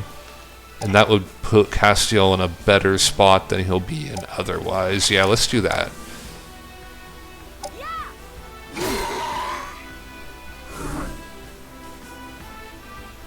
Yeah, because actually we can move Rango in right here now. Do I actually want to bonk anybody with Rango? I'm just really worried about... Like, this thing's 59%. He's probably still going to hit, but will he also faint? Let's find out. Yes, good miss. I didn't have a Witch Fenrir or Lilith until alternate. Yeah, I think... just the way the game goes, sometimes you just don't end up with certain units. But I do agree, the Lilith design is awesome. I think the one I like the most, though, is just the Shadow Goblin design. Well, actually, no, the fully upgraded Cyclops is pretty awesome. I like anything that's not just like a palette switch, you know? Get actual changes to their design, and that's pretty awesome.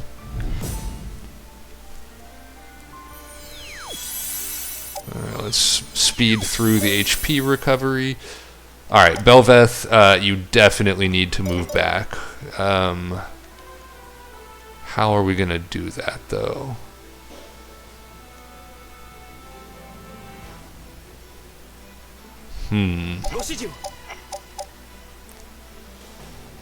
Let's smack this guy.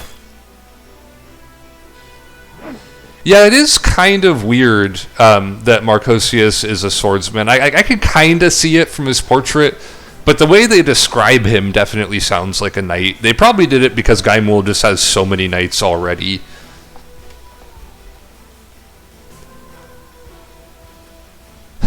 I love Draw Trick, at least when I'm using it.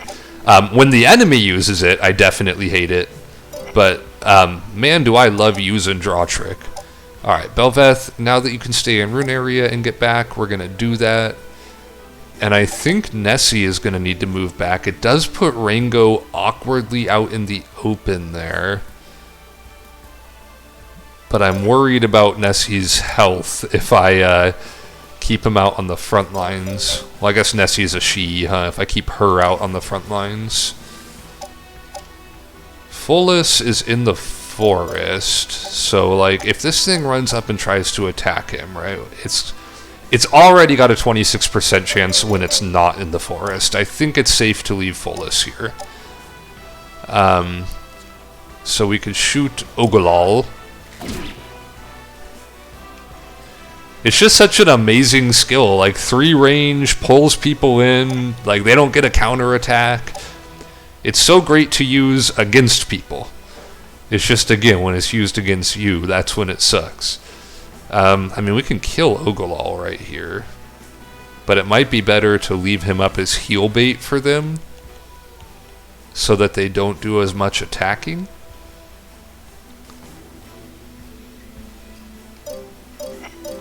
Yeah, I think here's what we're going to do. We're going to Frost Helu. And then we're going to give it a Nessie Snake Bonk for hopefully the kill, 80%. Come on. There we go, nice. A lot of these names sound like Arthurian legend or some high fantasy elvish. Yeah, I am curious how they, like what their naming scheme was when it came to this game. How did you actually hit a giant versus a thief? I gotta see what that hit chance was, because that seems like it was a very lucky hit to me. Man, they're just, they're getting all these hits with their giants. Alright. Okay, yeah, that I would have been very upset if that hit, because come on, goblin and not a forest. Alright, so what was his hit chance here? 25%. That thing just hit a 25% attack. I'm not salty, I promise.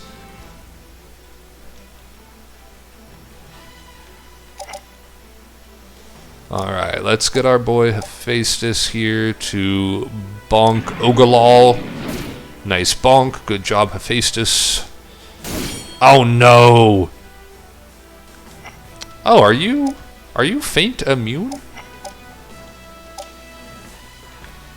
Do you have an item that's doing that? I didn't realize that that these guys were faint immune by default. Are giants also faint immune? No. So it's just when they become a Cyclops, they get faint immunity. That's cool.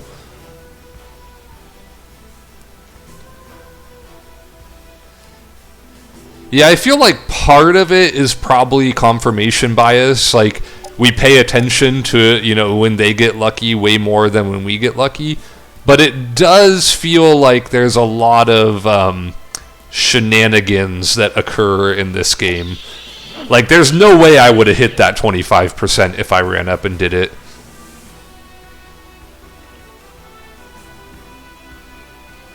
And yeah, I know I healed their Cyclops there, or their Gigas, but I think it was worth it to heal my whole team. I also didn't realize how amazing this Phoenix position is. I could heal literally everybody on my team, and I could do it one more time still. You know what we're gonna do? They protected Conrad. I'm gonna weaken Conrad. Take that, chump.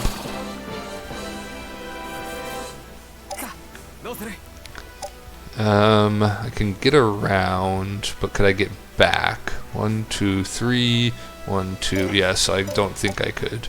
Yeah, because he's only got 5, and I know that one of those is on a road. I just don't trust it, and I don't want to leave a gap open here. So, maybe do that draw trick that Punk Disciple loves so much. That seems like a smart move. We're doing that. Tricking them with a draw.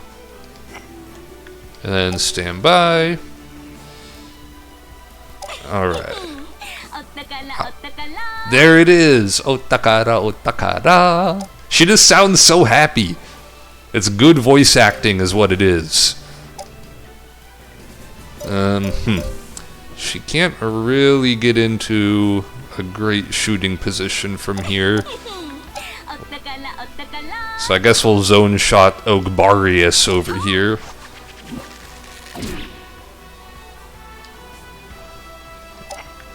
And Holy Word is kind of booty in this game. I mean, it hits everything except for one of their units, but it doesn't do that much. That being said, I mean, it does kill their Gigas down here. Yeah, I'm doing it. I'm not necessarily super interested in taking this castle on this round. I more want to kill stuff and get experience. That's because there's no L in, there's no R sound in Japanese. The R sound, the rari rurero, there's that line which is R-A, R-E, R-U, like all that stuff. But the R sound in Japanese is like a mix between R, D, and L. And depending on people's dialects, some of them say it much more heavily L than like the rest of the letters. So yeah, it's just a pronunciation thing.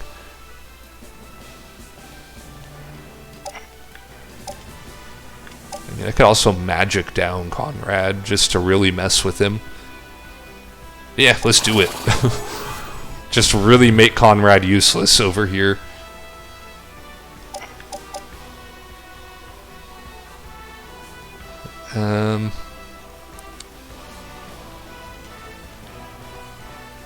Yeah, I mean, we got that weakness on him. We might as well. Get the bonk.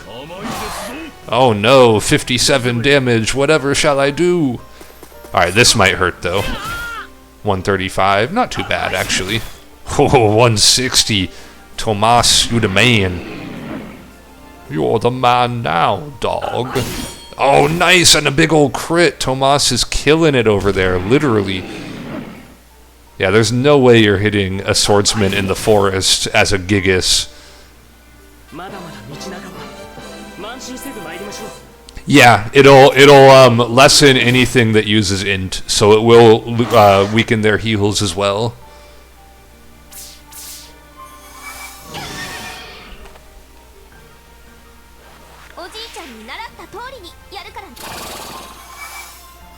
Oh, he threw the heal down. Acid breath, that's fine.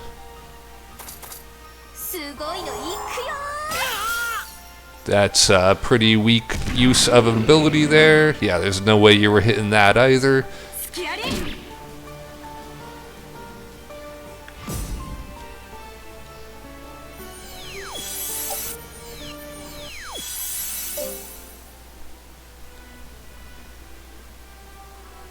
Yeah, Swordmaster Sid is so strong.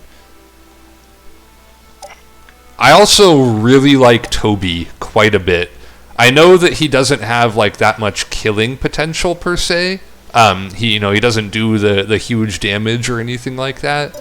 But I just like the fact that like nothing can hit him. Put him in a forest and he is the dodge master.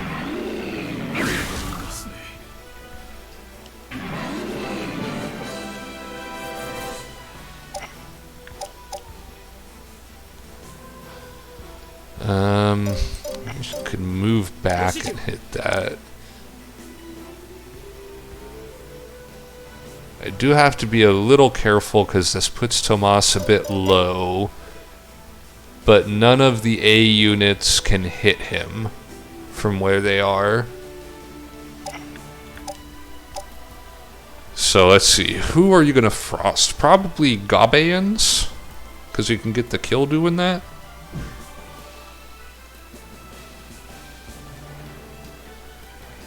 635 idle flash crit. Holy crap. That's the one reason why I'm kind of looking forward to eventually playing Monaslesia is being Rudo and getting those giant Rudo hits. Like, that'll be pretty fun. I've only ever been on the receiving end of those things, so being able to just throw out a 5 million damage move sounds like it'll be A-okay.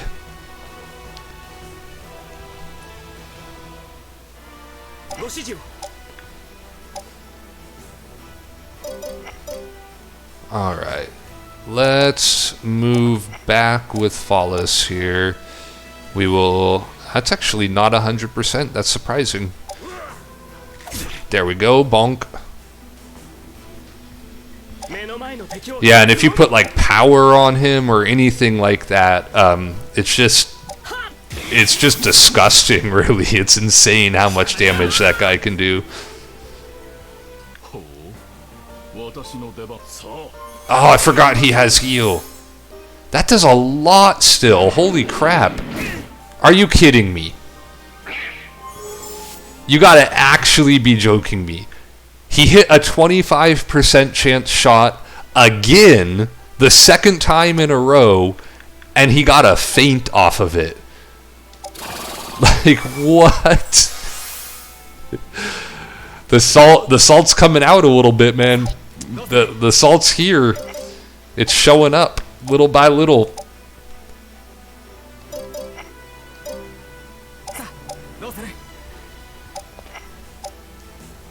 Yeah, the problem is they always waste their silent on targets that themselves have high int, so it doesn't really do anything. It's got no chance of really doing what they want it to do.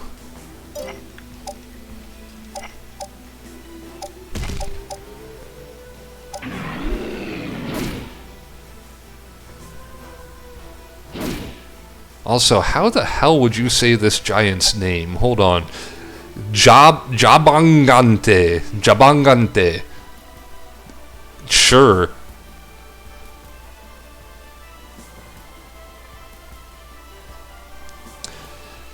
Yeah, I was trying to go for the Marcosius kill there just because I thought it would be good XP for Ball, and I thought I was going to be able to set it up for him. But I forgot once again that Conrad can go and that he can heal. And somehow, even though his int has been lowered to 47, he still healed for 172, which is just insanity. I mean, you could do one more holy word, which would probably take out a lot of their stuff. But I'm worried about Tomas over here. Should I throw down my... I was thinking of flaming Marcosius. Just calling him a scrub in all chat or something.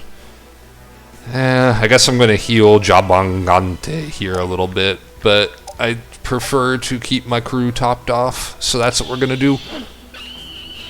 Yeah, so no revival stone. When I started out, I was only allowed to use my starters, aka the monsters that were in the castles that the knights started in.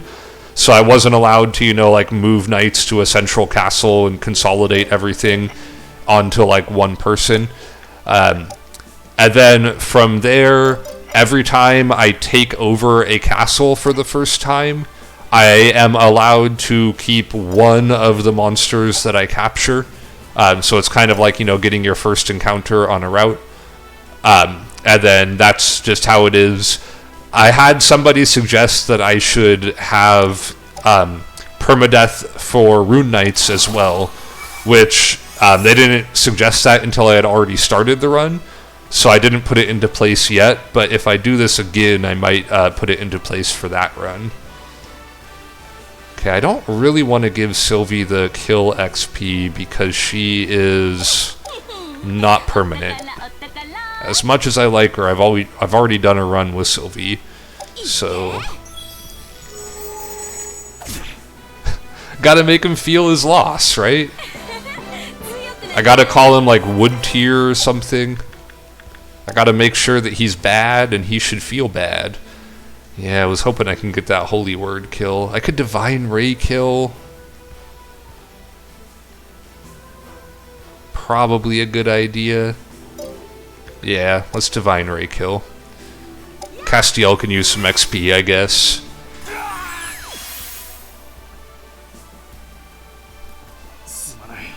I'll train harder and avenge this loss. I don't think you're gonna avenge this loss, because Gaimul is next up on the chopping block here. Ringo. I guess you could smack good old Conrad here again. Because what's he gonna do back? Like 50 damage? Yeah, 57. Nothing. Poor Sugar. She's... yeah, okay, she's kind of annoying. I was gonna say she's not that bad, but she's pretty annoying. She's a good rune knight. Just a kind of annoying character. I don't know why they've put that Gigas in the forest and are just trying to go to him. Like, they're not gonna... well, I say that, but they just got 2 25% hits. Wow, I've never seen the AI intelligently retreat like that. Usually they just stay until they're all dead. Okay. I probably don't have the ability to kill this guy before he runs away, but I'll try. Over-leveled him by 1. That's alright. Oh, damn it. I thought I had a frost here. I don't. So I definitely don't have the ability to kill this guy before he runs then. Well, I say definitely. It all depends on how much damage... oh, nope. Now it's... my hopes have been dashed.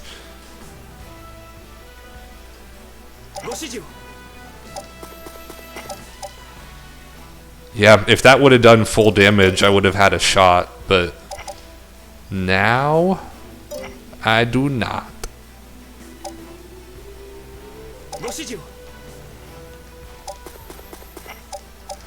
I don't know, maybe we'll get like a 20% crit chance. Maybe we'll get a big crit here.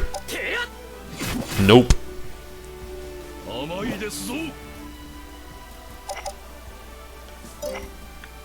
I guess we could throw a resist. Oh, actually, I could have flighted somebody. Yeah, if I would have thought that through better, I could have flighted Ursula, and she probably could have gotten in there for the hit. Oh well. Ain't no thing. We'll just throw a resist down for the XP. Yeah, in my experience, the AI retreats when I want them to stay, and they stay when I want them to retreat. It's like they know.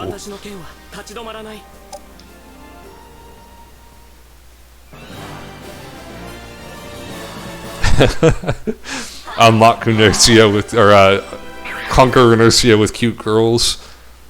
Sounds like a plan.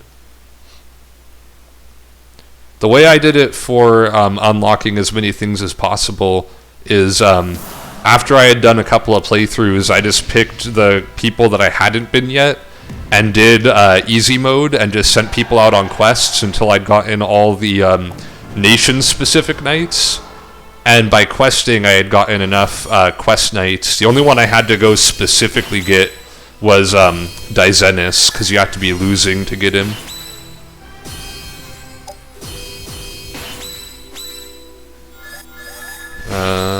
Elixir of Wisdom, alright. Klaus Inferno Fangs, pretty dang good. Why is Will not getting this knight? This is ridiculous. How long has this man been questing? The knight's still available. I'm going to keep on doing it because I don't have an enemy unlocked on this account on this game yet, so...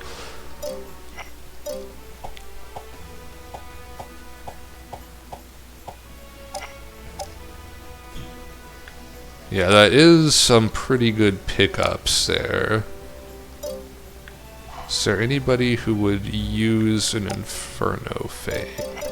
Actually, I should just do it this way, huh? Here we are. Inferno Fangs. Who could use it? Let's see. Probably Lemore, right? I mean, that's the obvious choice here. Yeah. Rune Protection. What is that one? I'm curious. Activate the maximum number of elements 9 for any monster or knight. So I'm assuming Lemore just got enough orbs from that. Oh, it did the drifting thing again. Time to unplug and replug the controller. Alright, there we go.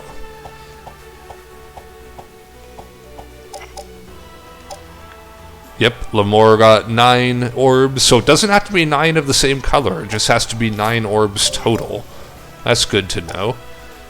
Now the annoying part here is Augustus isn't going to be able to catch up because they're going to keep on attacking every turn. So I'm going to have to stay still for a turn if I want Augustus to be able to catch up. Maybe I'll do that when I get to the Aria Great Plain here.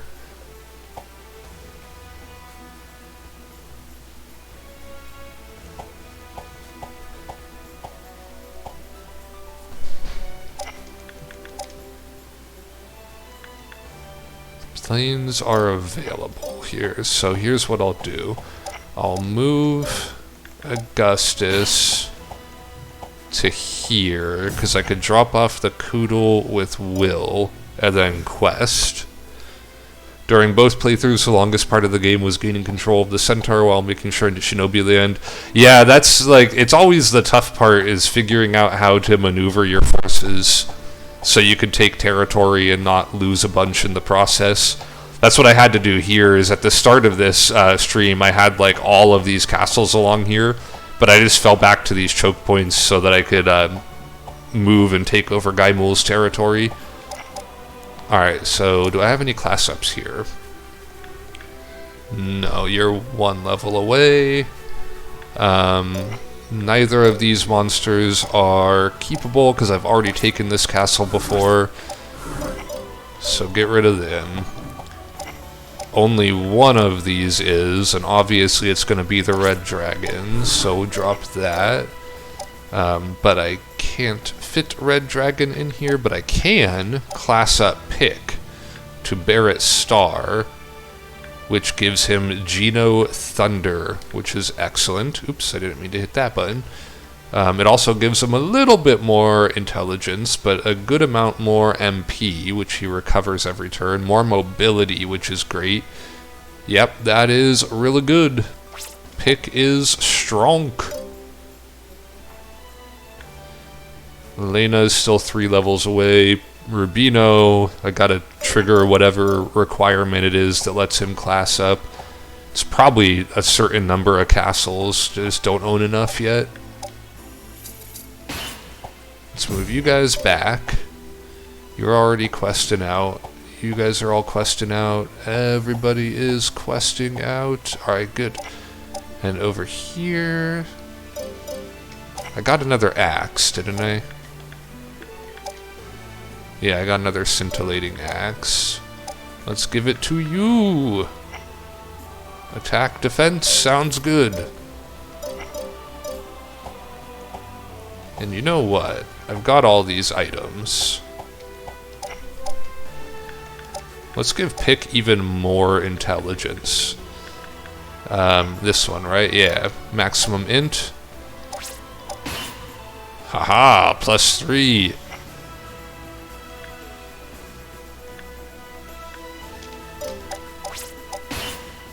+1. +1.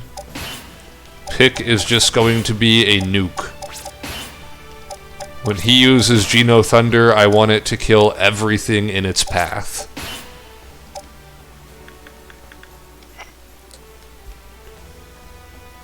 Do I want to make Pick even squishier? Yes, I do. Extra spicy time. Who said glass cannon Pick? +5 intelligence, that's really good. Yep, +15 MP. Those all sound like good things. A little bit more MP, let's do it.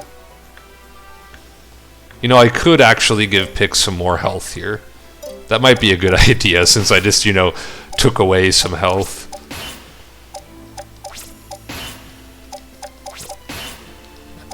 And I don't want Pick to die from like 2 archer shots at some point. And let's give Rubino some of that strength. I want Rubino to hit harder. Force feeding your fairy steroids against their will. Hey, Pick's a little asshole anyway. He deserves it.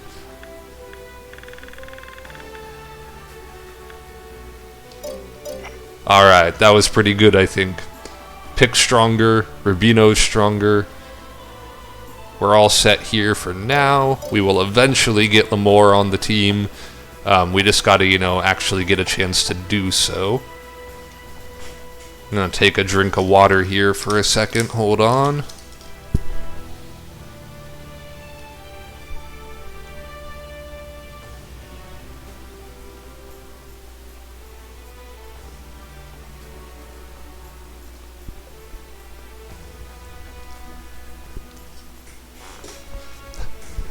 Yeah, I guess they couldn't afford it after all the other voice acting they did, because it picks in like a good number of the Norzaleo cutscenes at least. Alright, and I'm gonna have to move people at Alternia. Don't want to forget to do that. You guys didn't get any class ups or anything, huh? Yeah. Alright, so let's move you guys back to your position, because we're not trying to take that territory, we're just farming XP right now. Okay. You know, I probably don't have to move with this crew. Oh, and it's a good thing I double checked here, because we do have class ups to do. We've got Nessie turning into a sea serpent.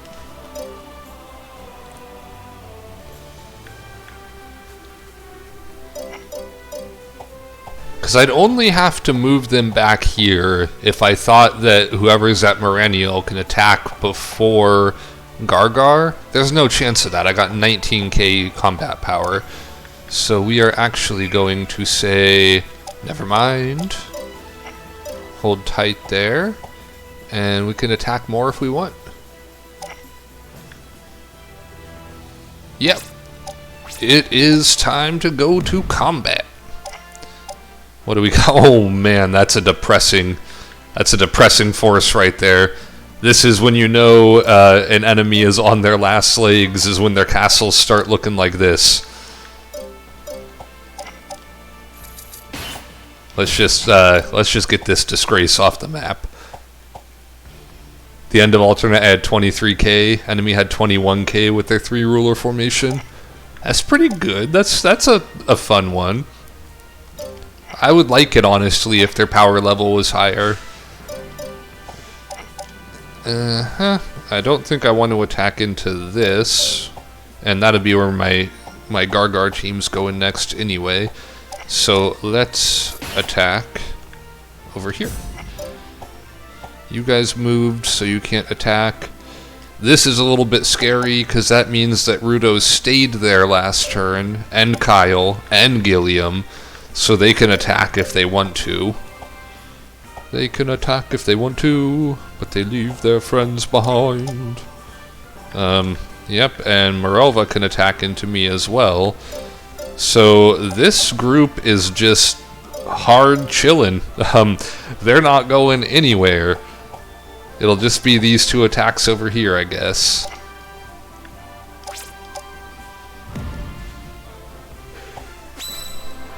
Yeah, they did try to attack, but my combat power is higher by like 300%.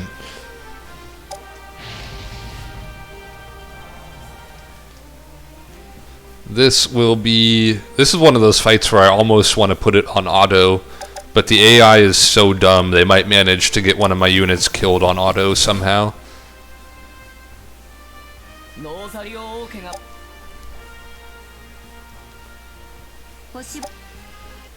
Stella, Adu, and Guinea. My problem with Guinea is that he just, like, he can't hit any. If he does hit, I think he has, like, the highest base strength in the game, potentially? Or at least one of the highest. But he just never hits. And yeah, you can set him up with, like, a halo and stuff like that, and you could, like, get him to the point where he'll hit. But it's so much effort just to be able to hit with that man.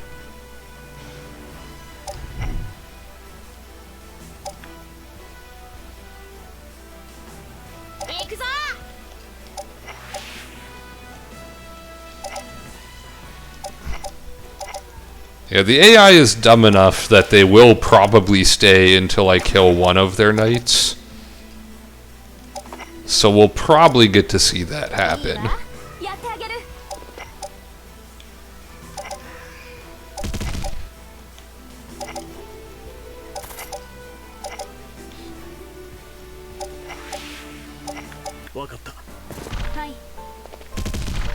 Oh, they're even being aggressive. Not only are they going to stay, they're going to aggressively move forward. I'll take it.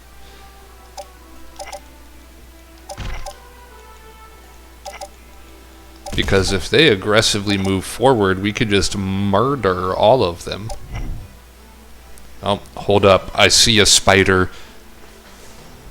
I can't deal with a spider being in my room when I'm aware of it. Oh.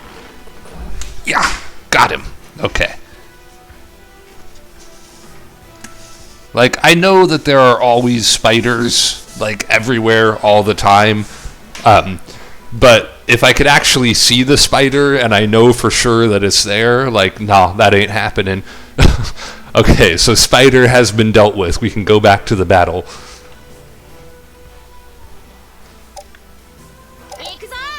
Alright, let's get pickup here. He's ready for a pickup game. Terrible puns continue to be activated. Hell yeah.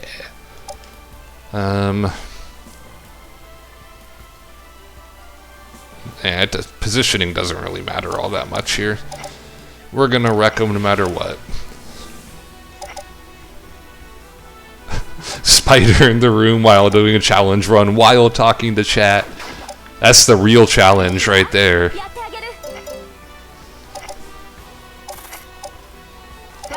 I could actually probably move forward, hit, and move back, but I don't want to do any damage to them. I don't want to do anything that might convince them that they should run away. I want them feeling super confident and ready to fight.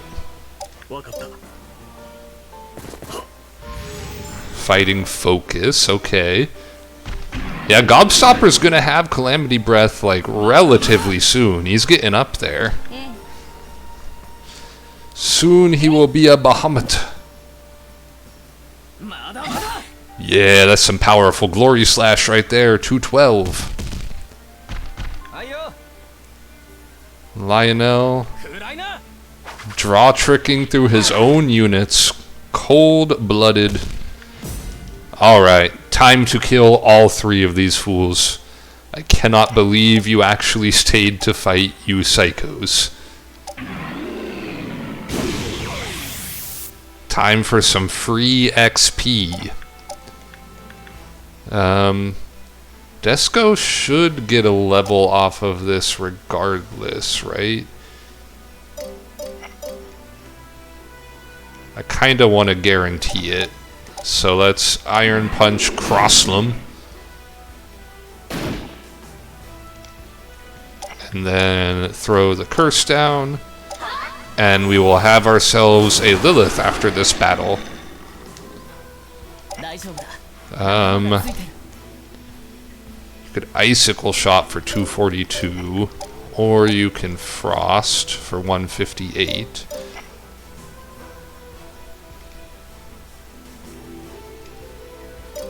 I think Pick is gonna Geno Thunder these guys into oblivion, so let's just focus down Diana here.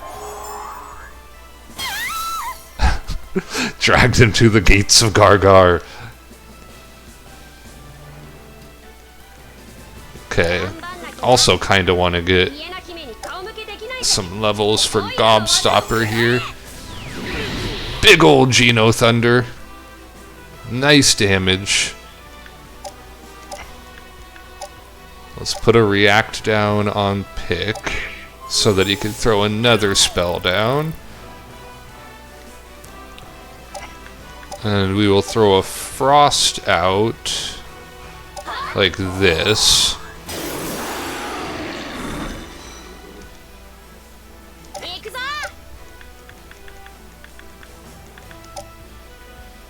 Look at that damage. Thunder does 322. Pick is fucking terrifying once you get him to high levels. And that Geno Thunder basically was like a curse to every unit it hit. It did 200 plus to every single one of them. So it is a multi-target 3-range curse. Like, I'm really liking Pick, man. It is 5 earth into 2 water. I mean, I'll give you that. But still, 322 from a 3-range spell that costs 90 mana? Alright, Gobstopper. 95% chance. Don't XCOM this right now. Good job. Pokemon taught us that. Yeah, grass beats water. 1287. That's looking nice. You close enough? Oh, 77 XP away. Damn. Well, next battle you'll get it for sure. Hex, how about we send you over here to get some free XP? What do you think about that?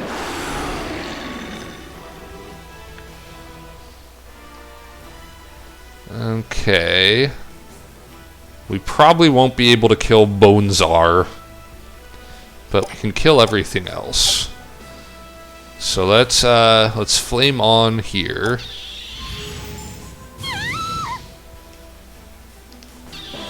Who's going to be worth more XP? Level 12, level 17 for sure.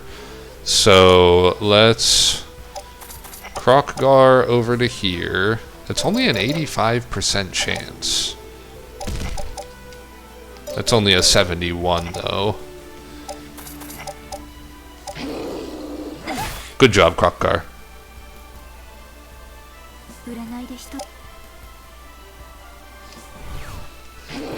Yeah, Lionel's weapon is very much... Oh, okay, well, we got a monster out of it. We got the Bonezar! Ha ha ha ha. I'm actually worried if you crit, you kill there. Dude, why is Faye so weak?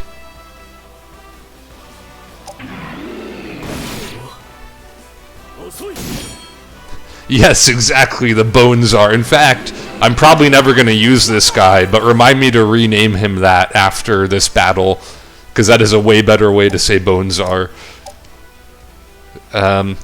Yeah, Elena will get some good XP off of this. She still needs 2 more levels after this to get max proficiency, unfortunately, but...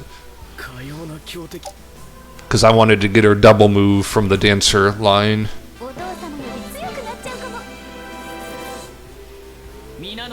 Our bond has brought us victory. I'm pretty sure our overwhelming strength is what brought us victory, but thanks for the thought anyway, Blue Lance. There's our awesome Lilith. Cool design. Dig it. Karn's getting pretty close too. We really need to get Lamore on the team so we can start getting him some levels as well. We'll get there though. Okay, poor guy Mool is continuing to get pounded. What? Those jerks. Assassin Elena with no clothes, or Sniper Elena with 4 range. I mean, definitely Sniper Elena with 4 range.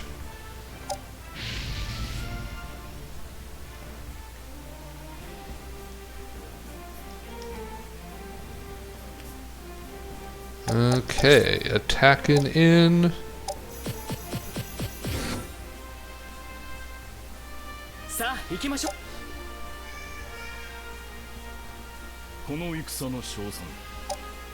It's clear to you who the victor will be? You should probably run away then if you know I'm gonna beat you. Definitely get Tomas up there to use that forest, because even when we get closer it's still there. Same thing with throwing you over here. We're probably not going to be able to utilize the water, so we'll just make this the top of our force there. We'll throw you here. Belveth, let's try this again. We'll have you down here this time.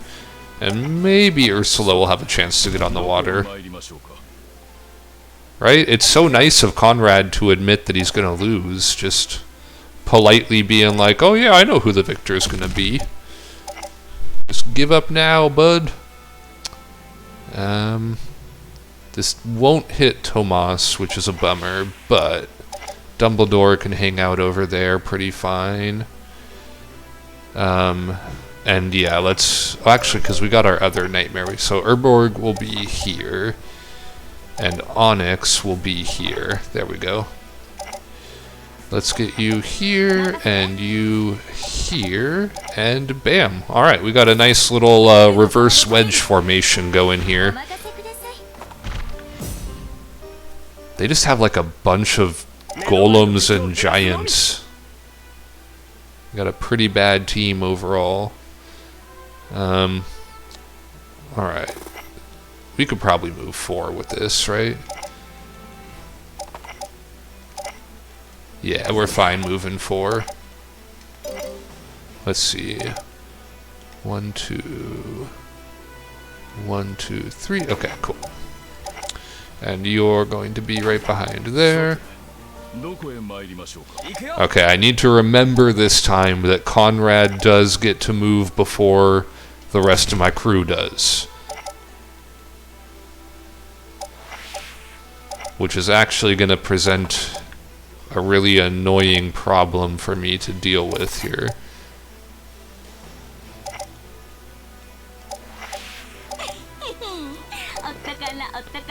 Utakara, utakara. I cut her off. How dare I? One of your golems should just be Borg. Resistance is futile. I mean, that would be a pretty good one. If I get another golem, I will definitely name him Borg. Although naming a ghoul Borg would be awesome as well, because when you kill the enemy, you get to necro rebirth them, aka assimilate them.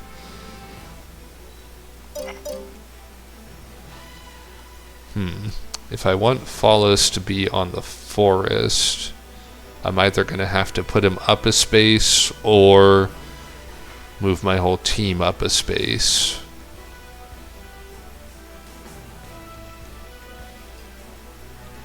I think I'd rather just have him up a space. I could even put him back 1 this turn so they don't run right into him. But that's where I'm going to want to put Ursula. Yeah, so we'll just put him up here for now. We'll trust his some minor tankiness plus high evasion in the forest to keep him healthy. Okay, so if I move you down... 1, 2, 3... If I move you here, that rock can just fly right into your face. Same thing if I put you here, though. So we're just going to move you back here for now, I guess? I mean, I could put you right here. Because that's actually an open spot now that Follis is... Yeah, let's put you here.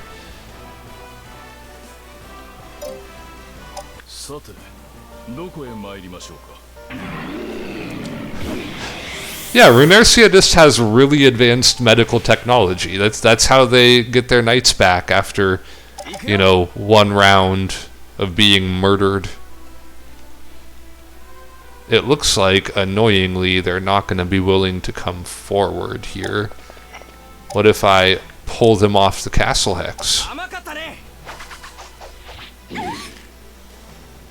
How they feel about that? Catch me outside, how about that?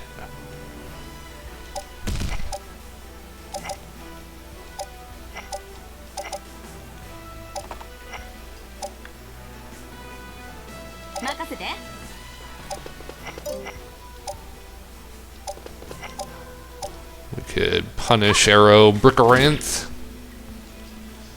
What item does he have?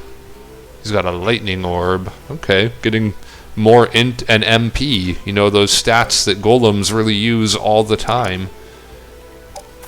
I guess it makes him slightly less susceptible to magic damage. But even that, not really. Unfortunately, my brain just keeps all of these terrible things in it for the future.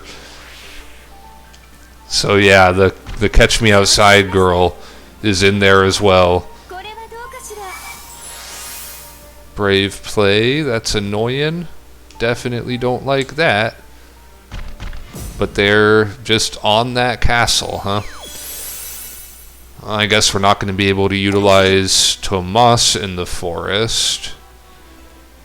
I mean, they kind of made a nice little pocket for us here. We might as well get into it, right? And we could put our water dudes up here and actually start sharpening them.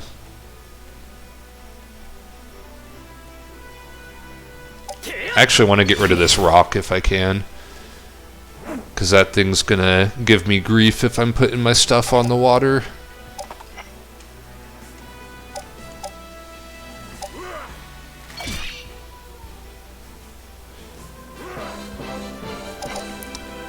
What girls would I have on my creative mode team? Let's see. I'm a big fan of Ray, actually. You only get her in creative mode. You can't use her in normal mode. Because as you know from playing Shinobi, she dies in their opening scene. So I like Ray a lot. I would put her on my girl team. Talia, of course. So my base would be Shinobi. Because I personally think Talia is one of the best leaders in the game. She's just not the flashiest in terms of damage. Let's see. I like Shu Fen a lot, the cleric. Oh, I hate Big Roar. I really think I gotta check that really quick because I think it's bugged. Yeah, it says it has a 20% chance of inflicting faint. Literally every time I've seen it used, it has fainted everybody it hits. So it has a 100% chance for sure. There's no way that's a 20%. So yeah, Shu Fen, Ray, Talia, let's see. Elena's not too bad, but I find her like a tiny bit annoying. And she's really only great if you pair her up with Pick, who's a dude. So that wouldn't work. I like the minstrel from Gustava. I don't remember her name, but she's pretty solid. Well, I mean, this guy's fainted. There's no need to hit him out of his faint. It's a 34% chance. Surely, nope, not gonna tempt fate. I'll figure out the rest of my team after this battle, because I can look at the enemy's castles and remember names and stuff like that. Yeah, it's Iona. That's right. That's the one. I liked her, and that will give me another backliner as well. I think it's Carla, the Lancer from Shinobi. I really like her, both like her character design, her personality, and like her strength as a character are all pretty top tier in my opinion. So that's a good one for sure. Probably Sylvie, now that I'm looking at her. Actually, no, I prefer the questing archer Yuiri. I like her. She's like my favorite archer, so I'd probably pick her. Yeah, Shinobi just has like a lot of my favorite characters in it already, so it would work out pretty well that way. Oh, come on, you can't kill Rockbarius. Well, it'll be healing bait for him at least. Let's get you here. Let's get you up here. And you're gonna go here. We're just gonna have you stand by. Still very annoyed about that stupid rock ability.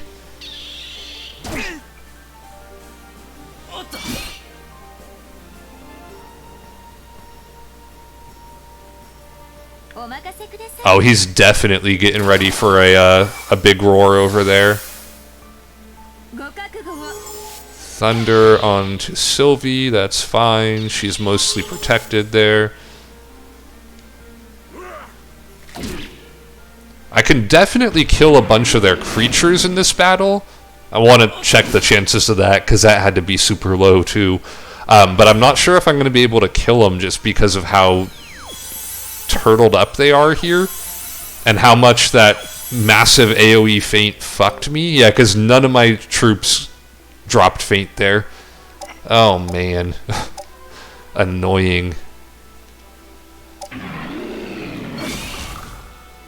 Oh, Kate. Kate I would definitely have on my team, yeah. And actually, I like Rose.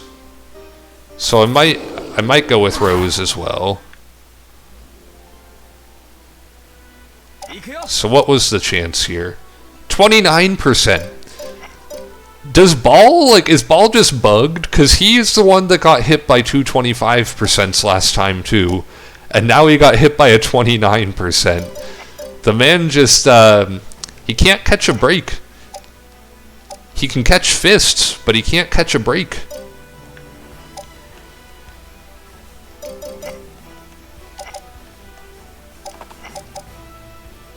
Kinda want to just kill Rockbarius with this. I think I'm going to. Yeah, Ball just, like, everything hits him. He has like a hidden like negative ability called can't dodge shit, which makes it so he can't dodge shit. So I know I can't stun with heavy impact here, but I could do a bunch of damage. That's actually one of the reasons why I like Nightmare, is every now and then when you need them to do some damage or like jump to the front line, they can do it like decently well. Alright, there's no way this thing hits again, right?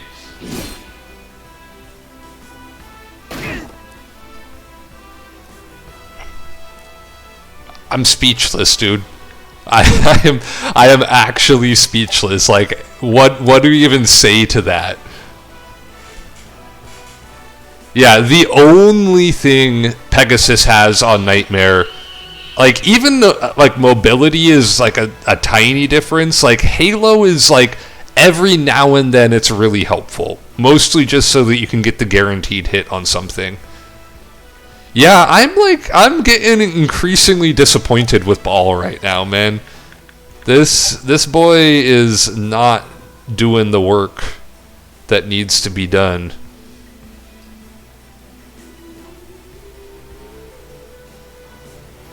Yeah, let's do this, because that'll kill the golem.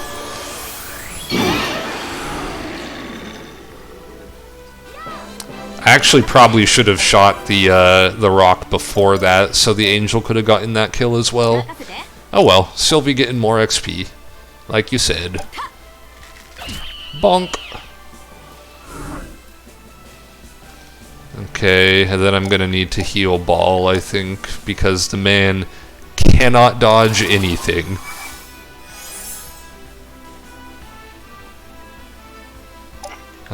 Rango, I guess you can attack this dragon now that it's not fainted anymore.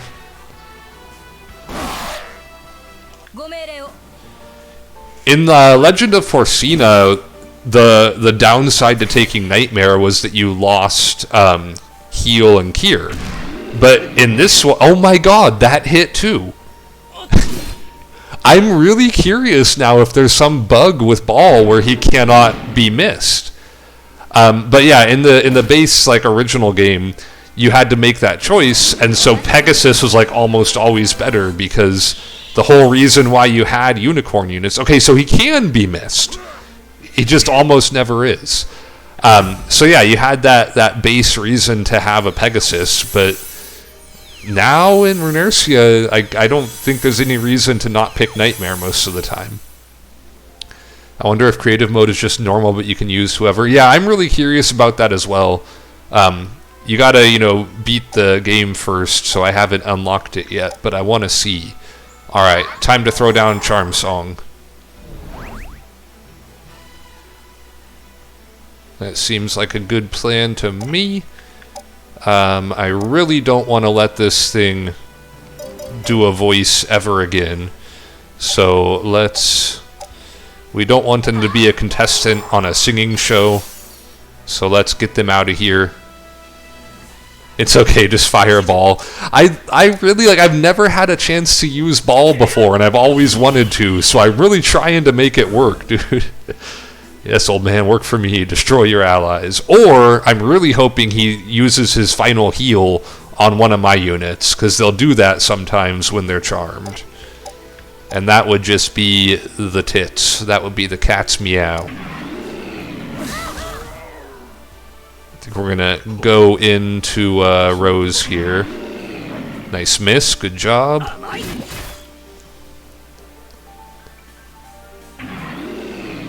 Nice miss, good job. See, Tomas knows how to actually dodge attacks. And the funny thing is, I think he has a lower chance to dodge these particular attacks than Ball does. Divine Break, there we go. I'm a little bit bummed he got the XP for that, but it's okay. So what was the chance with this gig? 26%. Just non-stop bullshit, man. That is what's going on here.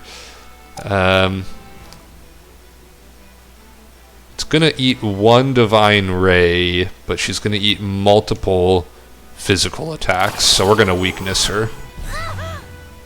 Endgame alternate units will straight up have Royal Knights with Shadow Goblins, so you're always paralyzed. Yeah, you just gotta get the Brigandine items. Brain's like just malfunctioning. It's getting close to lunchtime, so my brain's shutting down.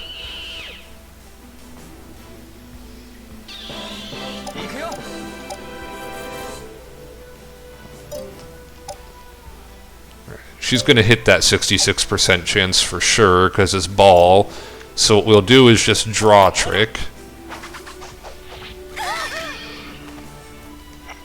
Then we will move away, and we'll move Hephaestus up there to Hyper Fist. Nice feint, good job.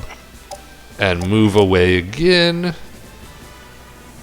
We actually don't want Sylvie getting that XP, because again, she's just a temporary placeholder. Otakara, otakara. Didn't interrupt her that time. Let her finish. I'm gonna let you finish.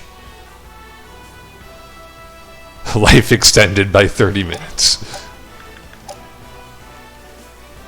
Alright, get Rose out of my house, Castiel. This is my new home. She's not allowed to live here. Parrying Helm, don't need that. She has been evicted. Yeah, I like Rose too. I'd put Rose on my girl team.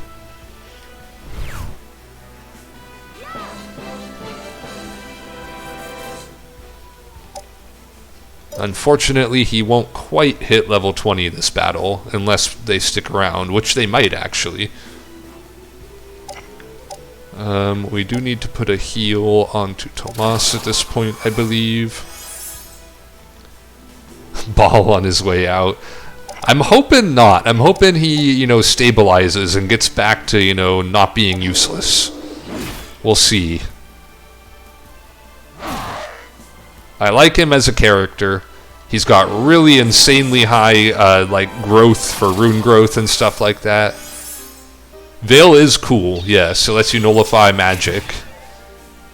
You son of a bitch. You guys are throwing down those paralyzes, getting all the luck.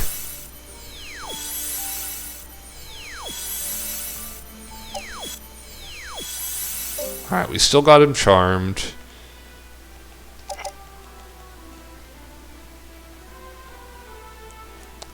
See, I don't want to get too aggressive here, because I don't want to put Ursula in a spot where she's going to get murdered. But I do want to put her in a spot where she can get another charm off.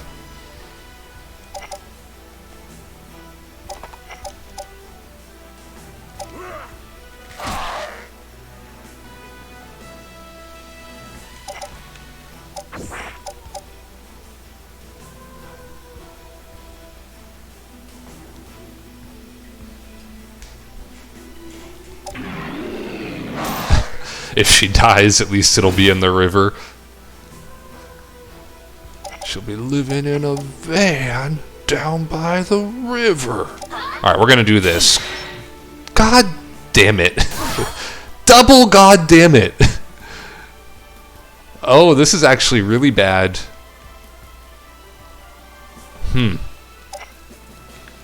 Okay. Shit. Because that giant can attack her now. That Gigas. So not only did he defend, but he also got a crit in response. She had plus 20% evasion, so he had at least an okay chance of hitting there. So that isn't too much BS going on, but... Alright, well, we at least get the kill. But I'm really worried about what that Gigas is about to do. Can Conrad go first and heal? Oh no.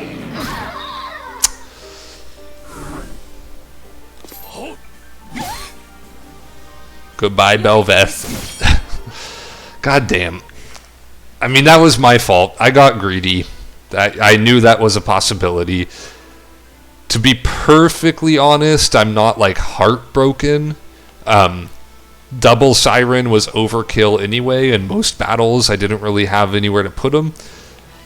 But it's still frustrating, for sure.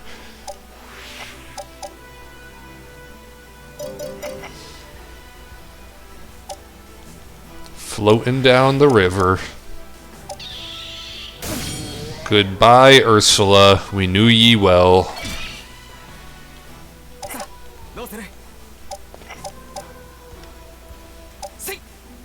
See.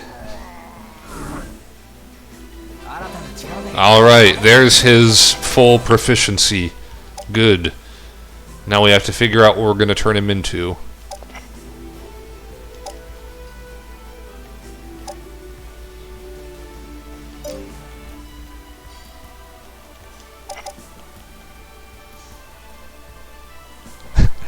Yeah, he just... I gotta get that copium going, man. Oh, get it, Hephaestus. You can do this. Hephaestus, what can we do to make you hit better? Well, at the very least, we can heal you, so you're not going up there a little bit hurt. Alright. Get this hit, buddy. This will be some good XP for you. Yeah, there we go. Swift Medallion. Alright, we'll take that. The only other unit we've lost in this run has been my other, the Cyclops that I started out with. So, you know, getting that guy built up again is pretty helpful.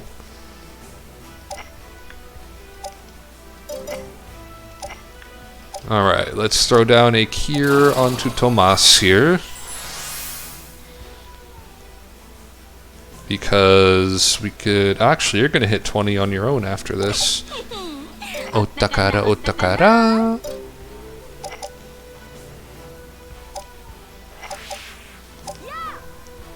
Charmed units do not counterattack, so, yeah, I could just lay into this dude. Sorry, Conrad, but Charm is OP, what can I say?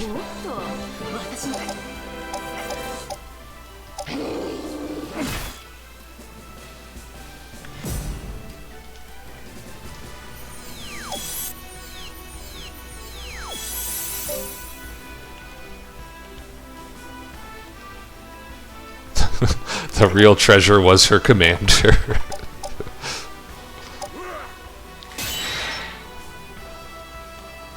The real treasure was the treasures we treasured along the way. Yeah, I don't think we're going to be able to get the kill. Yeah, especially not if he defends.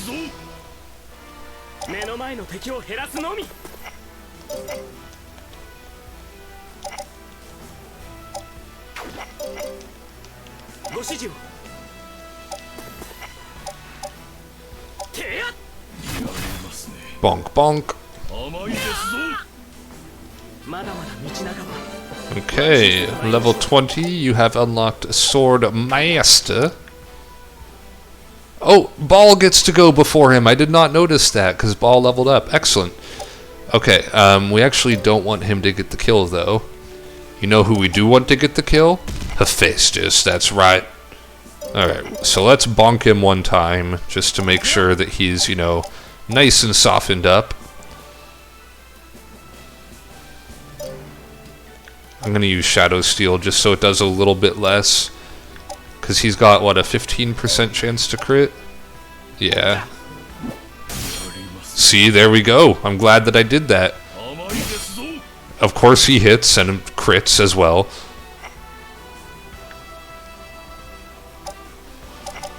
I actually didn't pay attention to the first part of Tomas's line. I played Arknights for a little bit, but not super long. The only mobile game I still play is Epic 7. Impressive. To think that I would be bested in strategy. Well, I mean, I pretty much just charmed you for most of the fight. Not much of a strategy to it. This sword of mine never rests, so neither shall I.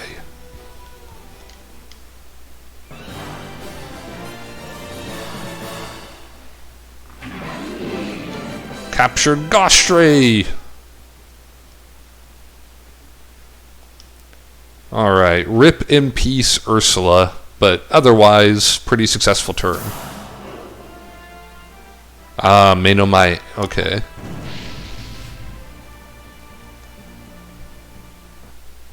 Oh, we got an event. Norzaleo, Norzaleo, may the strong winds of our kingdom guide the spirit of our rune knights and crown them in justice. Yeah, whatever she said. Lady Ju. General, am I interrupting your prayers? No, please don't worry. My only true responsibility is the preparation of the prince's soup, really. I only offer up a prayer to the future of our glorious kingdom every now and again. Yeah, I'm only, you know, the high priest of the country. I don't have to pray that often. As you should. You are our country's foremost spiritual leader, after all. The fact that you have joined us to assist with this expedition is reassuring indeed. Yet as a general tasked with the charge of our armies, I fear I am placing far too much responsibility on your shoulders. You have my sincerest apologies. You needn't worry about me, General Grados. I'm here for Prince Rubino just as you are. I am prepared to offer both body and soul if I must. I really don't think Rubino wants your body, old lady. Would you not do the same? Yes, it is just as you say. He might want Grados' body, and the prince has grown much during this campaign. I'm sure that the late king would be... Please forgive me. I should not let my emotions get the better of me this way. There's no need to apologize, General. If you cannot cry in front of an old lady like me, then where can you? Every time I see an old lady, I cry too. King Rubino III, was there ever a king so loved, not only his officers, but also by the people? No, never. That is why we must remain by Prince Rubino's side and support him until he becomes a worthy successor to his father. Agreed. However, I do believe that they will be sooner rather than later. Oh? Ha ha ha. It would seem that your position as surrogate mother is keeping you from seeing him as anything more than the boy he used to be. What's this? Could it be that the greatest rune knight in all the kingdom believes the young prince is... Yes, I believe the prince is more than ready to take on the name of King Rubino IV. I suppose our next task is to help him come to that same conclusion for himself, then.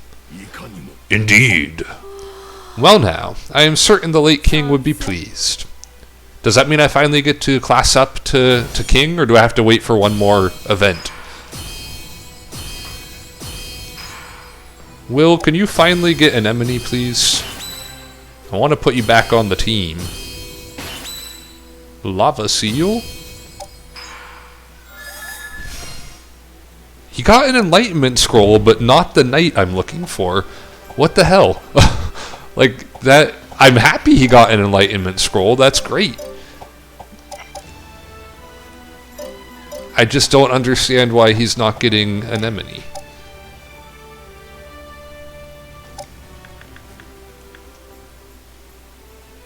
I mean, he's a pretty decent unit. I'd like to be using him. Alright, well, let's offload this here. And for one turn, we're going to have Augustus Quest over here. Alright, so Will, Mountain Road. Augustus Plains, I guess? Yeah.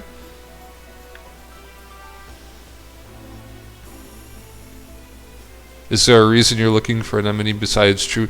I actually don't even want to use her. I just want to unlock her for well, I guess challenge mode. I'm not sure if creative mode you need to unlock for. You got to get them at least once to unlock them in challenge mode. So now that I have the opportunity to, I'd really like to.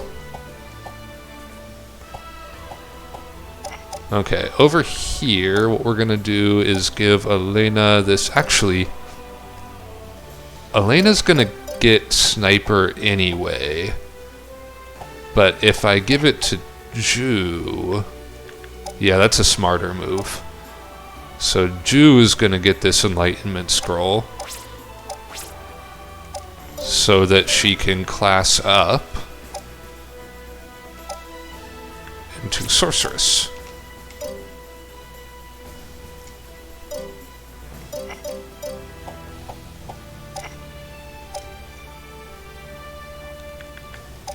Alright, we get this Archdemon into a Lilith, which is a nice hefty increase all around.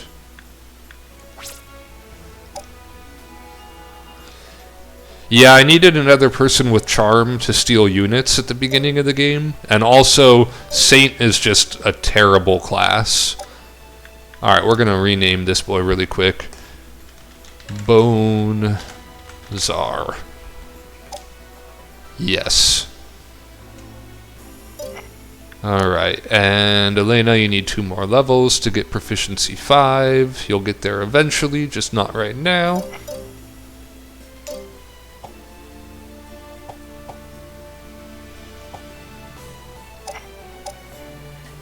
We got class ups to do here. Alright, we gotta decide what we want to turn Ball into. Do we want Knight or Swordsman? I mean, we do already have a Swordsman on this team. We have a paladin with Grottos already. Dark Knights just aren't that good, honestly.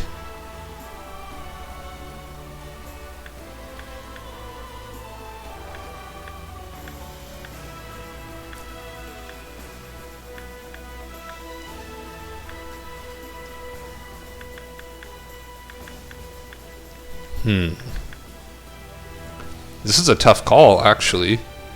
Do I want Ball to end up as a paladin or a sword master?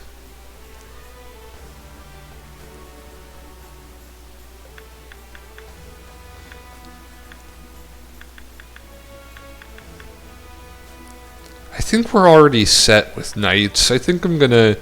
This will be my double swordsman team. Both Ball and Tomas will be wandering swordsmen. That'll be fine. Speaking of Tomas, sword master. Bam. Oof. And then this team has taken a hit by losing their other siren. I have not taken Angela before. I took Orsul, but not Angela, so I can use that golem that I just stole. Yeah. Double Idol Flash will be pretty powerful. Alright. So I think at this point I do need to call it for today because I need to go eat lunch and do some other stuff. But tomorrow and Thursday I will also be streaming around the same time. So starting at around like 9:30, maybe 10 tomorrow. That's Pacific time, of course. I will be back. We will take out Guy Mool, because it looks like they've only got 2 castles left. Not nation statistics. Oh, there's the cursor drift going on. You can see it on the map just going down there. But yeah, they've only got 2 castles left, so we'll take them out, and then we'll start digging into Morelva and Monoslesia. So, as always, thank y'all for watching. Punk Disciple, it was nice to meet you. If you feel like coming around again next time, you're more than welcome. But I am out of here. Bye.